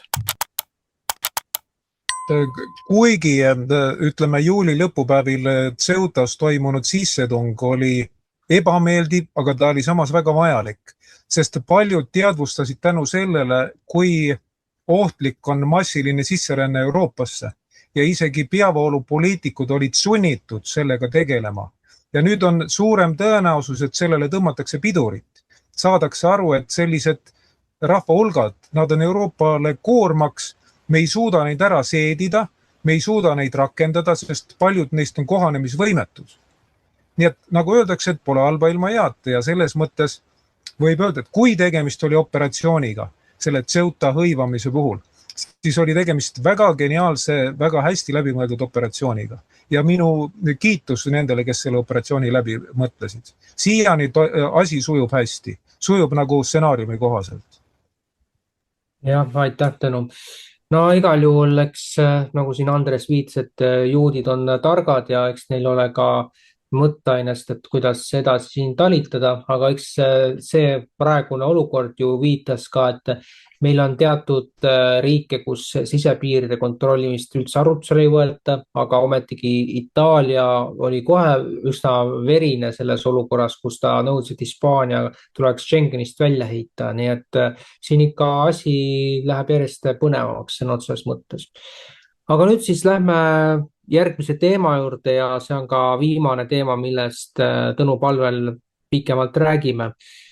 Siin nüüd juuli lõpus tuli see nõndanimetatud El Niño otsapidi Euroopasse. Me teame, et on Prantsusmaal, Hispaanias põlengud aset leidnud ja inimtekkeliselt nagu selles mõttes, et inimesed on süütanud tule, mida ei saa kontrolli alla ja selle tõttu on põllumeestel ka vee kasutamine sõna otseses mõttes piiratud, aga et see kuumalaine Euroopas ja sellega kaasnenud veetaseme alanemist nii jõgedes kui järvedes, mille tagajärjel jäi mitu tuumajaama piisava hulga jahutusveeta ja tuli seetõttu vähemalt osaliselt sulgeda. Tõsi, selle põhiraskus kandus küll augusti alguspäevadesse, see muidugi kestab praegugi, arvestades, et Ungaris on kriis järjest enam süvenemas, millest Tõnu varsti räägib, kuid ots tehti lahti juba juuli lõpunädalal. Kui tõsiseks võib Kesk-Euroopas toimuv mõjutada mitte ainult energia teemal, vaid ka veetaset mujal Euroopas, arvestades neid mastaapseid põlenguid Prantsusmaal ning Hispaanias ja siin Deutsche Welle kaudu siin, kes seda YouTube'is vaatavad, saavad ju näha, kuidas veetaseme olukord süveneb Kesk-Euroopas, aga annakski nüüd sõna Tõnu. Meie saatekülalistest on suurim energeetika asjatundja muidugi Andres, aga mul on nüüd uhke tunne, et ma saan natukene ise seda mängida, sest see veetaseme alanemine nii jõgedes kui järvedes puudutab tuumajaamu mitte otseselt selle tõttu, et vett jääks vähemaks, vaid pigem selle tõttu, et vee temperatuur tõuseb ja jahutusveel on lubatud oma kindel temperatuur ja kui see ja on arvestatud, et et see võib tõusta kuni 3 kraadi, ütleme selle päeva jooksul. Aga kui ta tõustab rohkem, see tähendab seda, et tuumajaam on sunnitud selle vee uuesti veel ühe ringi võrra nagu läbi laskma, et ta oleks piisava jahedusega. Ja see tähendab omakorda, et tuumajaama kasvutegur väheneb. Tal on ju täpselt välja arvutatud, kui palju ta toodab, kui palju energiast kulub jahutusveele, aga kui ta peab sinna uue ringi tegema, selle tõttu paratamatult ta kasvutegur on väiksem. Ja ma tegin uudistekeskusele eraldi uudise selle kohta, kuidas Sloveenias asuv Krško tuumajaam oli sunnitud oma tootmist vähendama 20% võrra just sel põhjusel, et ei jaksanud enam seda sobivat temperatuuri hoida, jahutusvee temperatuuri ja pidi nagu uuele ringile saatma selle jahutusvee. Ja samuti nagu Ungaris Paksi tuumajaamas on sunnitud samal põhjusel tuumajaama seda energia tootmist piirama. Ja see ei ole enam nali, sest Paksi tuumajaamast oleneb ju päris suur hulk või suur osa Ungari energia tootmisest. Nii et Andres võib-olla oskab une pealt öelda, kui mitu protsenti Ungari vajaminevast energiast tuleb siis Paksi tuumajaamast. Aga näiteks minu mäletamist mööda see Sloveenia Krško jaamast tuli umbes 40%, teistel andmetel umbes 50%. Nii et kui seal vähendatakse tootmist ja see võib päris tunduvalt mõjutada majandust ja rohepöörde need energiaallikad, need ei aita selles olukorras välja. Päikesepaneelidest ei tule piisavalt energiat, sest seda ei suudeta salvestada. Sama lugu on näiteks tuulikutega. Nii et minu meelest Andres on just õige mees seda käsitlema. Meie näeme, kuidas see mõjutab Euroopa majandust tervikuna, aga Andres oskab seda vaadata ka nagu tehniliste üksikasjade asjatundjana. Nii et ma annaks nüüd sõnajärje meeleldi edasi. Minu asi oli juhtida tähelepanu, las nüüd spetsialist Andres koos Marioga, kes mõlemad teevad Tehnokraadi saatesarja, las kommenteerivad. Palun. Ja hästi, annakski siis kõigepealt kõige paremat spetsialistile Andresele sõna, siis Mario. Mis ma siin öelda saan? Kõikidel tuumajaamadel, kui ka meil Narva veehoidlal on eraldi basseinid ja see, et inimesed mõtlevad, et saab jahutusvee ja see lastakse jõkke tagasi, see ei lähe kunagi tagasi otse. Tal on omad basseinis, krutib seal edasi ja viimased VNN-i uudised arutame ka varsti seda Marioga, et sealt Paksi tuumajaamast tuleb inimestele talveks küttetorustik üle 125 kilomeetri. Nii et seal on mõtted ja mõistused on nagu paigas. Meil võiks ka Tallinn toita Haapsalut, ei ole vaja siin eraldi katlamajades gaasikatlaid ja pelletid ja muud põletada. Aga et kuuma laine on, see on inimese enda poolt tekitatud, jätaks selle praegu pooleli. Viimane kord oli, Doonau oli 3 aastat tagasi samamoodi kuival ja saadi hakkama. Ja see ongi, et katkestatakse ära, tuleb välja kannatada moment, aga nii kaua me kannatame, nii kaua Euroopa möllab, kuni tal mõistus pähe ei tule. Sellepärast tuleb lõpetada see Ukraina sõda ja tuleb lõpetada ka need suurte rafineerimistehaste pommitamised Venemaal, sest see suured tossupilved, kogu see reostus, mis siin stratosfääri all on, sest teate, me elame kupli all. Stratosfäär ja geosfäär ja lugege, võtke see pilt ette, mille pärast ka keelati omal ajal Concorde ära, kes lõikas, läks üle 11 kilomeetri ja lendas helikiirusega, lõhkus seda katet, mis meil peal on. Ja kuna kogu aeg on olnud nii Kreeta ja Kreeka ja Hispaania metsatulekahjud, need on olemas ja siin räägitakse, et inimtekkeline süütamine, see on hea öelda, sest ütleme mina kui elektrik, ma tean, kui mingi tulekahju tuleb, siis alati on elekter süüdi, kuigi vanamees on jokine ja pani sigaretiga põlema. Teine lugu ka garaažis lähevad õlikaltsud ise põlema ja nii edasi, keemilised reaktsioonid. Aga et sellest lahti saada, kuidas varem saadi. Varem ei olnud sõda, ei möllatud siin, ei põletatud laiapõhjaliselt kõiki asju. Ja normiga oli, kui tuli kusagil saare peal tuleõnnetus, siis paluti Venemaalt abi ja tulid kohale. Ei olnud siis mingit Euroopa Liitu, kui Euroopa Liidus ka nägite, nädal aega juba põleb seal Hispaania, Portugal, ei ole seal abi ega päästeteenistus, lõpuks nagu mõeldi, et peaks nagu appi minema. Ja selle päästeks on ainukene need samad pilvekülvid, mida tehti varem ja tehakse meil Eestis, kui vaatate, meil ei ole siin õieti suvegi, üks triip on ühtepidi, teine teistpidi ja pilvekülvide pärast, mis pärast ma toon selle näite, tuletage meelde, 2 aastat tagasi löögi YouTube lahti Dubai, Araabia Ühendemiraatides peaaegu 2 meetrit või üle 2 meetri sadas ühe päevaga vett maha, mida nad korjasid. Ja siis näidati ka, et need väikeste lennukitega, et need pilvekülviga läksid nii endast välja, läksid liiga üle külvama, et tõmmasid sealse India ookeanist pool vett endale selga. Ja sellel pilvekülvil on, et ta saab ju ookeanist vee kätte ja seal on ju vett küll Vahemeres ühtepidi, teistpidi ja stabiliseerub see loodus, aga meie praegu loodust lõhume, mitte kliimat ei ole, kliima soojenemist ja rohepööret, see unustage ära, ilma lõhume ja ei tee, oleme viinud ära, et me oleme sõjaga ja nende suurte tossavatega viinud vihma vee kõik sinna ja ookean ei tee välja praegu, ta ei tooda CO2, ta ei tee seal neid mererohtu ega neid mereelukaid. Ja kogu lugu saaks sellest lahti, nad soojarünnakud toimuvad.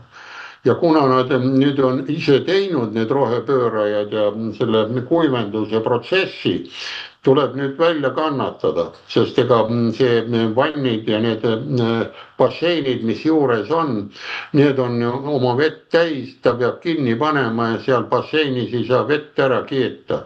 See vesi peab seal olema, ta ei ole. Ta võtab jõest ainult juurde ja see aurustub. Ta jõkke ei tohi lasta kaladele ja nii edasi, nii edasi. Nii et vastus on lihtne, kui me ei tahame sellest ülekuumenemisest üle saada, siis peame selle joomise järgi jätma, ütleme niimoodi, me oleme seda siin pannud 4 aastat, juba läheb Euroopa ka, et aitab küll sellele, me teeme neid triipe ja kõige paremad on ju need hõbeda ioniidid, mis alla lastakse, katjaniidid ja vaadake eelmisi saateid ja lööge kas või AI-le sisse. Ameerika mees oli selline, mul ei tule nüüd nimi meelde, kes selle pilvekülvi tegi, tekitas lund natukene, talvel saab lund teha, rahet, aga suvel saad vihma kätte. Ja siin võivad rääkida kõik, et ei, kuiva ilmaga vihma ei tule, vihma tuleb, ta rebib ülevalt alla, see kuumalaine, peegeldamised, ta ookeanis merest tahab kätte saada, tasakaal peab olema ja sealpool see sõda ja põletamine droonidega, need asjad kõik järgi jätta ja asi tasakaalustub. Ja olemegi loodusseadustega jälle sina peal, aga praegult ta ei taha teiega rääkida.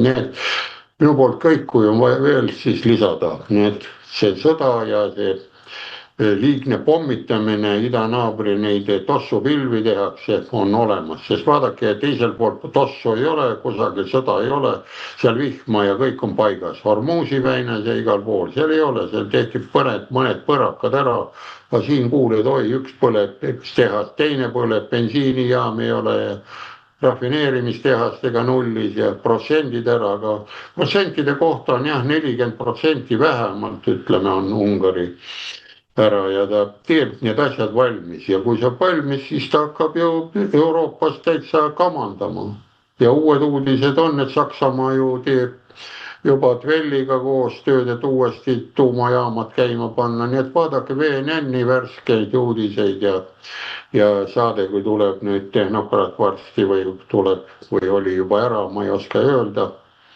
nii et igal juhul vaadake, käib minu poolt. Ja aitäh sulle, Andres, enne kui Maarjale sõna annab, siis siin on ka tõstatatud õigustatud küsimus selle Prantsusmaal toimuvat põlengu suhtes, et me teame ju, siin toodi välja, et hõbeda jodiidi on alla puistatud, samamoodi me räägime ka alumiiniumoksiidist, et kõik need keemilised ained. Ja kui selle peale öeldakse, et ei, see tulekahjusid ei põhjusta, siis ma küsiksin, et aga kust te oma hariduse saite, et miks te valetate inimestele? Ja ma ühe asja veel markeerin siia ära, et siin on juttu olnud jõgede kuivamisest. Siin, kui jõed ära kuivavad, siis teadupärast Kesk-Euroopas on suurema ulatusega jõed kui meil siin Eestis näiteks ja jõgede kaudu transporditakse ka kütust. Praeguse seisuga saab transportida vaid viiendiku sellest kütusest, mida muidu saaks transportida, kui jões oleks võimalikult palju seda vett ja see paneb ka tugeva põntsu Saksamaale, kuna kütuse hinnad võivad tõusta lausa 5-kordseks ja ülejäänud Euroopaga on ka asi siis palju keerulisem, kuna Saksamaa on ikkagi Euroopa majandusmootor. Aga nüüd siis Maarjo. Ja, aitäh. No selles osas täiesti nõustun, et ma olen ka, või meie oleme ju teinud ka veebiraadio lihtsalt ja keerutamata, et mida te taevast alla pritsite või midagi sihukest oli selle saate nimi. Peeter Liiv oli külaline ja seal saate alguses või oli saate lõpus ka täispikk film sellest eestikeelsete subtiitritega, kus tuuaksegi välja see, et see, mis taevast alla pritsitakse, need nii-öelda alumiiniumi osakesed, need ladestuvad puude peale ja muudavadki puud väga tuleohtlikuks, et see soodustab. Aga siinkohal ma ei hakka rohkem Andresele midagi juurde lisama, ma ei hakka nii-öelda Tehnokraat 66 ja 67 vaadake ja ma ei hakka neid saateid ära spoilima, et seal on kõik see samune teema on ilusti lahti selgitatuna olemas. Aitäh! Ja, aitäh, Maarjo. Ja siia veel enne, kui lähme järgmise teema juurde, siis kes seda, ütleme, hõbeda jodiidi ja alumiiniumoksiidi ja üldse chemtrail teemat naeruvääristas, on tänane nõndanimetatud siseminister, kes toona oli keskkonnakomisjoni juht, seltsimees Klaabu ehk Igor Taro. Aga eks aeg näitab, kuhu me selle roheideoloogia üldse sellise kataklüsmiga välja jõuame.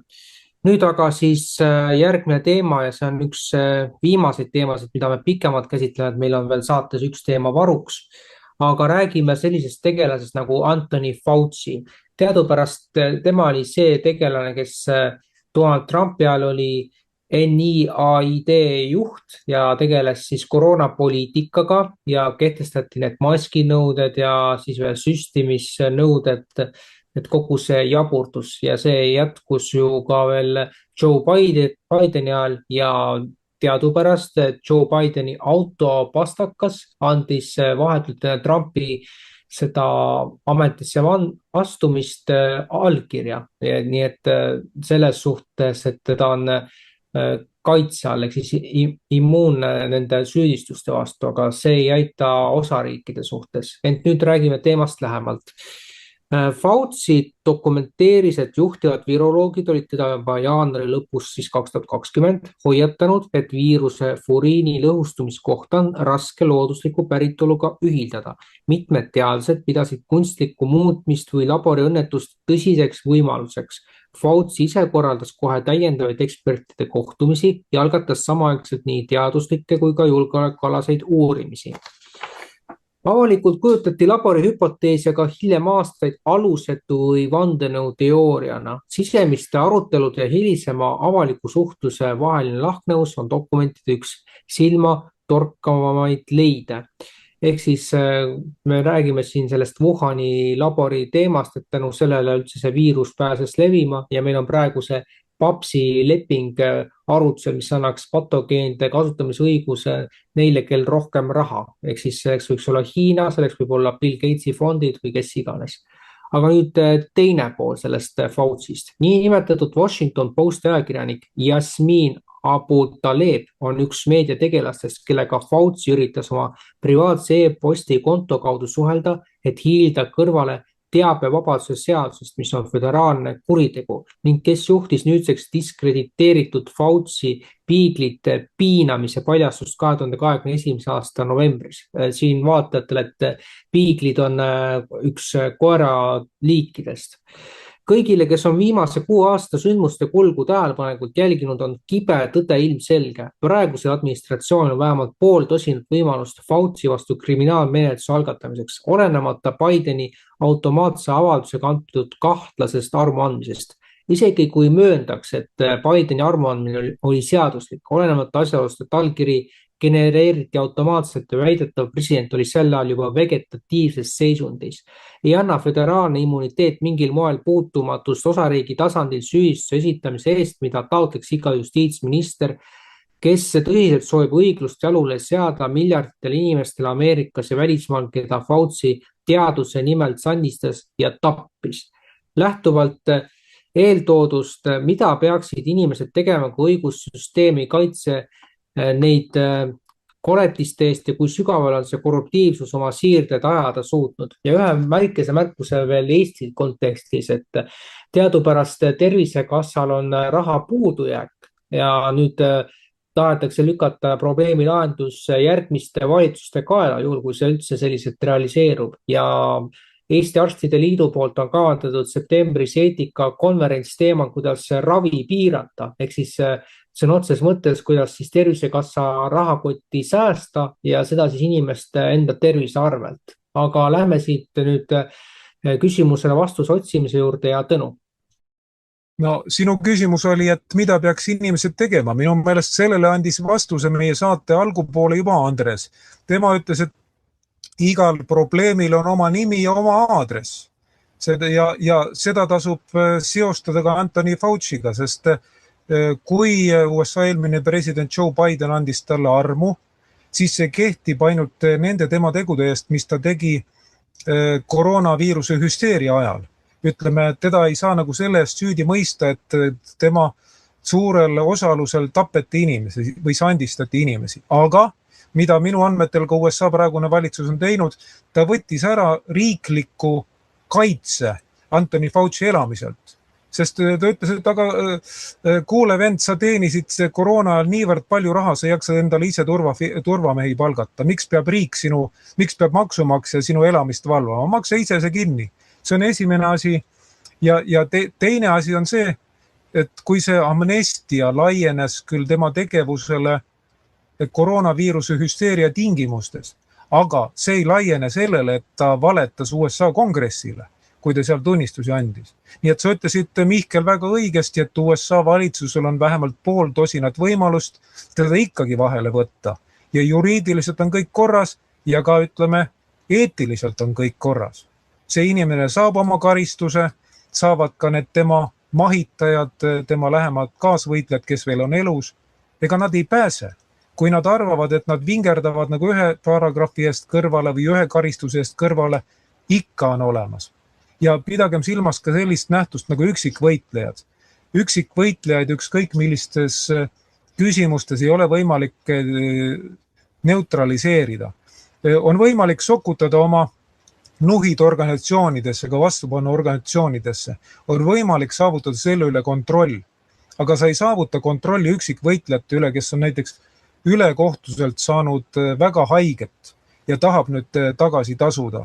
Näiteks kui keegi Anthony Fauci ajal kaotas oma lähedase või lähedane sandistus rängalt, sa ei veena seda inimest ümber, et näed, Joe Biden andis talle amnestia, ära teda puutu.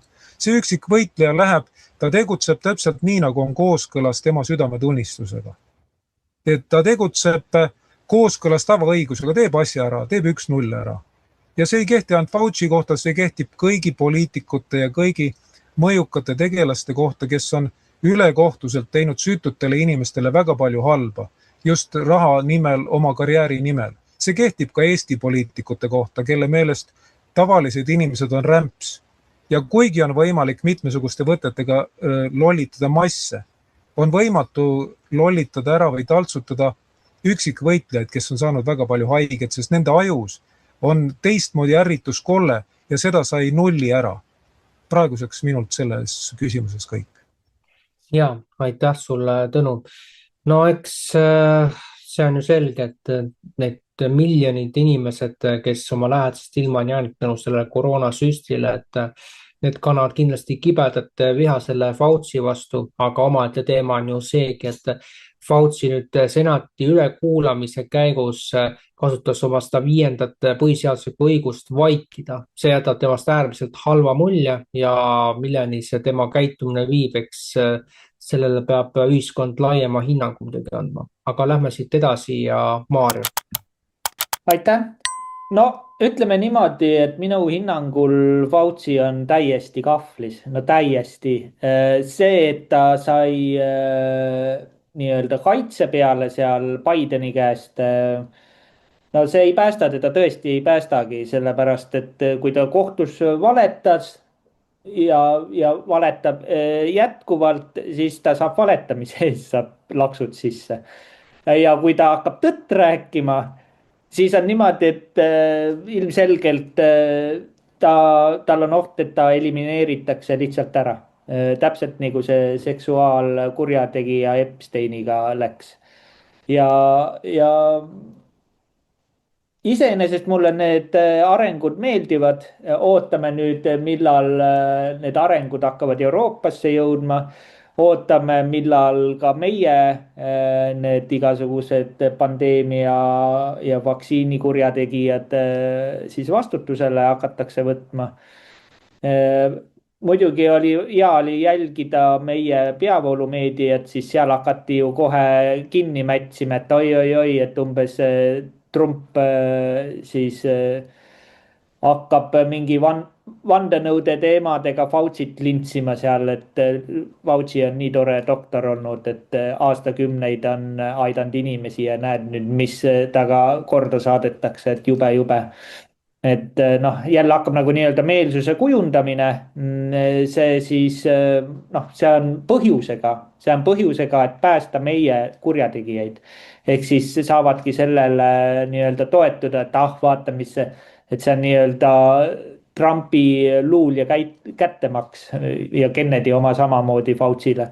Ja siis meil ikka aetakse seda joru edasi, et ei, tegelikult oli ikka päris pandeemia ja tegelikult olid päris vaktsiinid ja me tegime ikka õiget asja. Aga saab näha, et siin oleneb ka seda, mis tuuled hakkavad puhuma poliitilisel areenil ja kui konservatiivsed jõud saavad võimule, siis suure tõenäosusega ka nii-öelda need süstla ja vaksi kurjategijad võetakse vastutusele ja vähemalt ma loodan seda, et nad mitte kunagi enam võimupositsioonidele ei saa ja sihukest jama uuesti korraldama ei hakkaks. Ükstapuha kus kohas, kas Eestis või Euroopas või USAs või ükstapuha kus. Aitäh! Ja aitäh sulle, Maarjo. No eks see on jah omaette teema selles suhtes just, et kuidas need koroonaterroristid ühel päeval vastutusele võetakse, et Euroopas veel seda tendentsi näha pole ja kohati tundub, et justkui kiidetakse neid koroonaterroriste siiamaani, et me teame, et üks on praegu ministri rollis Eestis ja teine on Riigikogus endist viisi, et kuidagi jah, kahtlaselt pikalt venib see periood, aga mis siin jah seda Faucit puudutab, tema võimalikku ärakoristamist, siis natukene võib-olla seoseid tema tulevikuga selles suhtes, mis juhtus ju meie saate alguspooles räägitud Grahamiga, nii et jälgime huviga, mis siis Fauciga edasi saab. Ja teema võtab siis nüüd kokku Andres. Nii, tegin makroskoobi lehekülje lahti ja kuulake nüüd kahte lauset. USA plaanib hävitada rahvusvahelise kriminaalkohtu, vältimaks ameeriklaste vastutusele võtmist sõjakuritegude eest. Valge Maja on käivitanud laiaulatusliku kampaania rahvusvahelise kriminaalkohtu ICC likvideerimiseks, et kaitsta Ühendriikide ametnikke ja sõdureid välismaal toime pandud sõjakuritegude eest vastutuse võtmise eest, teatas USA riigisekretär Marco Rubio pressikonverentsil. Ja kui see praegult ei ole vandenõuteooria ja kui see on nüüd otsene fakt, siis on nüüd ainult Tõnu väide jääb kehtima, et oma kohus hakkab nüüd karistama neid, kes on teinud inimvastaseid kuritegusid ja kui on see vaktsiini kuritegu, läheb ka sõjakuriteo alla, siin ta ütles, ametnikud ja sõdurid välismaal teinud, siis ainult see läheb, sest see kindlasti planeeritakse üldse see hävitada, nagu siin kirjutab, rahvusvahelise kriminaalkohtu. Nii et arvestage, mis siis toimub. Euroopas kaovad kõik need kriminaalkohtu alla planeeritavad sõjakuritegurid ära. Nii et soovitan selle üle vaadata ja võtta järgmiseks teemaks ja mõelda, on see nüüd tõde või on see väljamõeldus. Makroskoop 6. august. Minu poolt kõik. Ja aitäh sulle, Andres, ja see vastab tõesti tõele, et rahvusvaheline kriminaalkohus ja Khaani nimeline isik on uurimisel, aga selle teema kokkuvõtteks annab veel sõna Tõnule. No rahvusvaheline kriminaalkohus, see, mis asub Haagis, see on ennast tõestanud poliitilise tööriistana või poliitilise nuiana. Seda kasutatakse oma poliitiliste vastaste tümitamiseks, aga samas omad poisid nagu pestakse puhtaks. Ja ma meenutan, et kui oli Araabia kevad aastatel 2010-2011, pärast seda siis Liibüa vastased rünnakud, kõik need kuriteod Liibüa rahva ja riigi vastu, need anti samuti rahvusvahelisse kriminaalkohtusse, sõjakuritegude tribunali, aga mitte sellesse, mis asub Haagis, vaid sellesse, mis asus Kuala Lumpuris, tähendab Malaisias. Aga see ei tähenda, et tegemist olnuks mingi nurgataguse asjaga, vaid seal olid oma ala asjatundjad, tippjuristid, kes vaatasid seda läbi, rahvusvahelise õiguse asjatundjad, ja nad mõistsid süüdi tollased Euroopa suurriikide juhid. Suurbritannia, Prantsusmaa, Itaalia, samuti USA juhi ütlesid jah, et nende tegevuses olid selged sõjakuriteo tunnused. Aga mis sellest oli, eks ole, kuigi see oli igati põhjendatud, Kuala Lumpuri rahvusvahelise sõjakuritegude tribunali otsus ja hinnang, aga seda ei arvestatud. Ja minu mäletamist mööda tollane Suurbritannia peaminister Tony Blair on ainukene, kes on vabandust palunud selle eest, mida Suurbritannia väed tegid Liibüa riigi ja rahva vastu. Aga teised nagu leiavad kõik, et nad on puhtad poisid, tegid õigesti. Ja mis puudutab seda Haagis olevat rahvusvahelist kriminaalkohut, siis üha rohkem on sealt välja astunud ju riike. Minu meelest ei möödu ühtegi kuud, kui ei ole jälle teadet selle kohta, et mingi Aafrika riik või mingi teine riik on sealt välja astunud. Nad ütlevad, et see ei ole enam usaldusväärne. Ja kui seda seal on kohtunike hulgas on kõrgastme salaseltslased, kes täidavad tellimust, täidavad korraldust. See ei ole enam õige kohus, vaid see on naljanumber. Ja meenutuseks meie saate vaatajatele, et rahvusvahelise kriminaalkohtu otsused on siduvad ainult nendele riikidele, kes on selle leppega ühinenud. Kui see riik ei ole selle leppega ühinenud, siis sa ei saa teda süüdi mõista. Parim, mis sa saad teha, et näiteks kui süüdi mõistetud isik, ta oma lennukiga või mingi teise sõiduvahendiga saabub riiki, mis on selle leppega ühinenud, siis sa vahistad ta. Aga seda ei tehta kaugeltki alati. Tuletage meelde, et Iisraeli juhtkond, eriti peaminister Benjamin Netanyahu, on seal süüdi mõistetud, aga Ungari eelmine peaminister Viktor Orban teatas, et tema, kuigi Ungari kuulus tookord veel rahvusvahelise kriminaalkohtu alla, tähendab selle lepinguga ühinenud riikide hulka, tema ei vahista.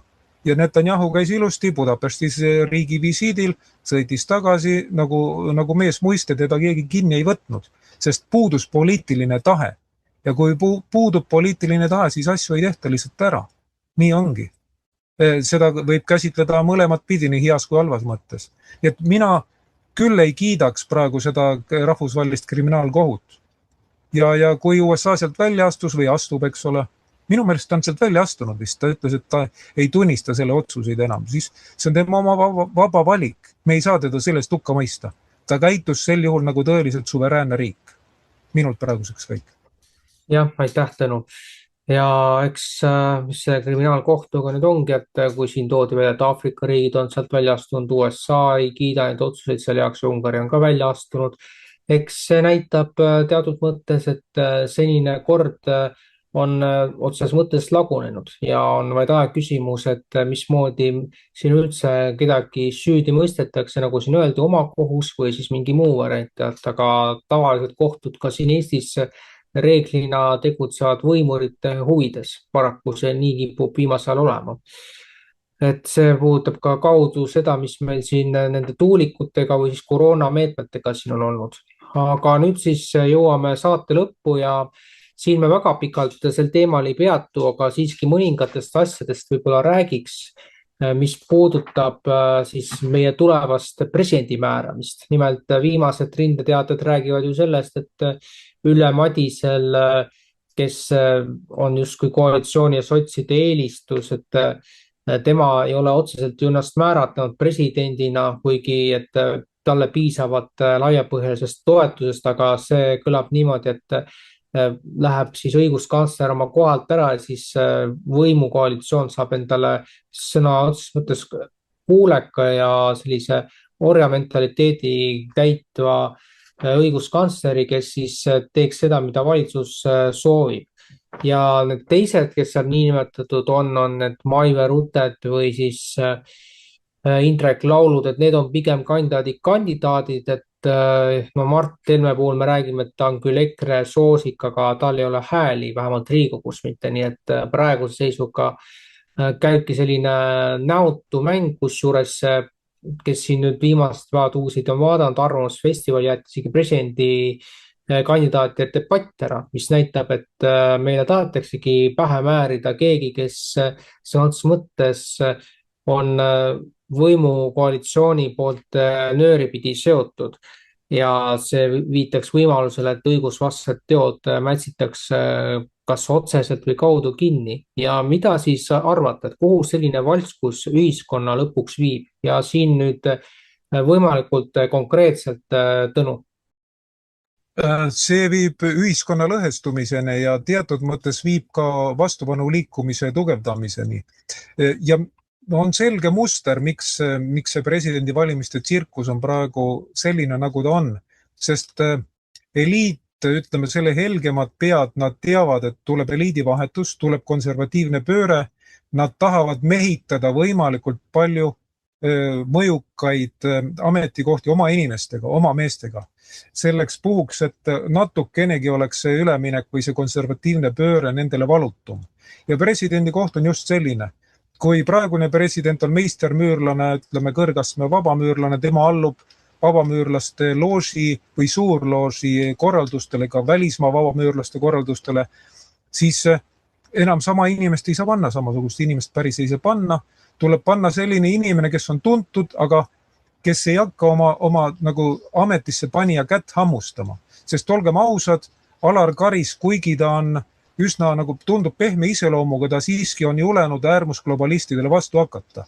Kas või nagu poole suuga, aga siiski ta on julenud kritiseerida, käituda natukenegi sirgeseltselt. Ja nüüd ongi, et tuleb leida sobiv inimene, kes oleks selle ülemineku aja, kui toimub eliidivahetus. Ja need inimesed, kes on praegu tähtsatel kohtadel, nad uues ühiskonnas ei leia endale sama head tööd, sest paljud nad ei tunne oma ametit. Nad on saanud sinna seetõttu, et kuuluvad kuhugi salaseltsi või nad on kellegi sugulased, tuttavad, sõbrad, sõbrannad ja nad ei tuleks lihtsalt toime sellises olukorras, kus läheb vaja tegelikke oskusi, tegelikke võimeid. Me oleme sellest Andres Saukasega varem rääkinud ka teistes saadetes ja siin samuti tuleb sellest rääkida. Nii et sellega on seletatav see praegune presidendivalimiste trall. Eliit on sisemiselt ebakindel. ta ei tea, keda tuleks valida, et see nagu kaitseks teda, kui tuleb konservatiivne pööre. Selline on minu tõlgendus. Kes tahab, usub, kes ei taha, ei usu, vaatame, mida toob tulevik. Ja aitäh sulle, Tõnu. Eks selle koha pealt tõesti me näeme, kuidas püütakse oma seljatagust kindlustada, enne kui vahetatakse inimesed välja. Aga milleni see viib, eks me siis kõike seda näeme ja kogeme omal käel. Nüüd siis lühikene sõnavõtt Maarjalt. No minu jaoks ei ole midagi uudset, sest Eesti presidendi valimine või määramine, see ongi paras tsirkus iga kord olnud ja üldjuhul ongi, siis tuleb üks mustkunstnik, kes tõmbab kaabust jänese välja, kui ei saada sobivat. Et noh, praegu jääb mulje, nagu Ülle Madist nagu surutakse lausa sinna, et võta see koht, võta, on ju. Aga no mis on loogiline, et Ülle oma praeguses positsioonis ei saagi oma jah-sõna öelda, sellepärast, sest ta ei ole ise ka kindel, kas see läheb lõpuni välja, et ta saabki nii-öelda presidendiks. Et noh, ta ei hakka ennast ära tühistama ja see on ka tema nii-öelda vaikuse põhjus, miks ta ei võta seisukohta ja noh, saab näha, ega see paras show on. Aitäh. Ja aitäh, Maarja. No siin saame näha, et saate avaldamise ajaks on toimunud see nõndanimetatud Riigikogu laiendatud vanematekogu, kus on siis fraktsioonide inimesed ja siis Riigikogu juhatus, et millise seisukohale seal jõutakse, aga noh, selgelt, et see protsess on liiga kauaks venima jäänud. Ja teema võtab siis kokku Andres. Väga tore, paneme siis punkti korralikult, tehnokraatlikult. Kuna ma ei oska poliitloogikaga midagi peale hakata, siis ma võtan lihtsa loodusloogika, küsin teie käest, kes selle Kadrioru lossi ehitas. Vastate ära, väga hea, kui ei vasta, on väga hea. Ja kes seal peab olema? No, seal peab olema ju kuninga asemik. Kui kuningas tegi või keiser, olgu ükskõik idamaa naaber, ta on Kadrioru park, nii, või lossis, nii, loss. Ja kui ei ole midagi, siis loss kinni ja teha muuseumiks. Ja muidu kogu aeg võitleme selle Nevski katedraaliga, seda vaja muuseumiks teha. Ja nii edasi, jätame need usklikud, abitud naised järgi, aga see Kadrioru park, ja see loss, see sobiks muuseumisse. Ja põhjus on väga lihtne, kuna ma oskan ka kopikaid lugeda ja rublasid ja eurosid olen lugenud, siis arvestage, kui suur on ta palk ja peale tema 4-aastast olekut see palk jätkub presidendina edasi, nii et sellega hoiaksime ka riigile ja rahval raha kokku. Ja ilus muuseum, mina käiksin ka vaatama, aga praegu ma ei julge minna, ei tea, kes sealt välja jookseb. Valitud kellegi poolt ja ma ei tea, mis pärast. Nii, ja minu poolt kõik. Just, suur tänu, Andres, et võtakski selle teema kokku niimoodi, et need presidendid, kes on ametis siin lahkunud, nemad saavad ju oma hüvitist edasi kuni eluaja lõpuni põhimõtteliselt, nii et see on muidugi asjaolu, millest me siin mööda vaadata ei saa. Ja see, milliseks septembri algus kujuneb, et kas toimub see demokraatia näidis lõpp või toimub midagi vahepealset, eks me siis seda 2. ja 3. septembri paiku näeme. Kindlasti jälgime 2. septembrit, sest et siis on Riigikogu esimene voor. Aga sellega oleme tänaseks saate teemad ammendanud. Aitäh kõigile saates osalenutele ja loodame, et te leiate endiselt võimalust meie tegemisi toetada. Kõike head ja head augusti jätku teile. Kena suve jätku. Nägemist.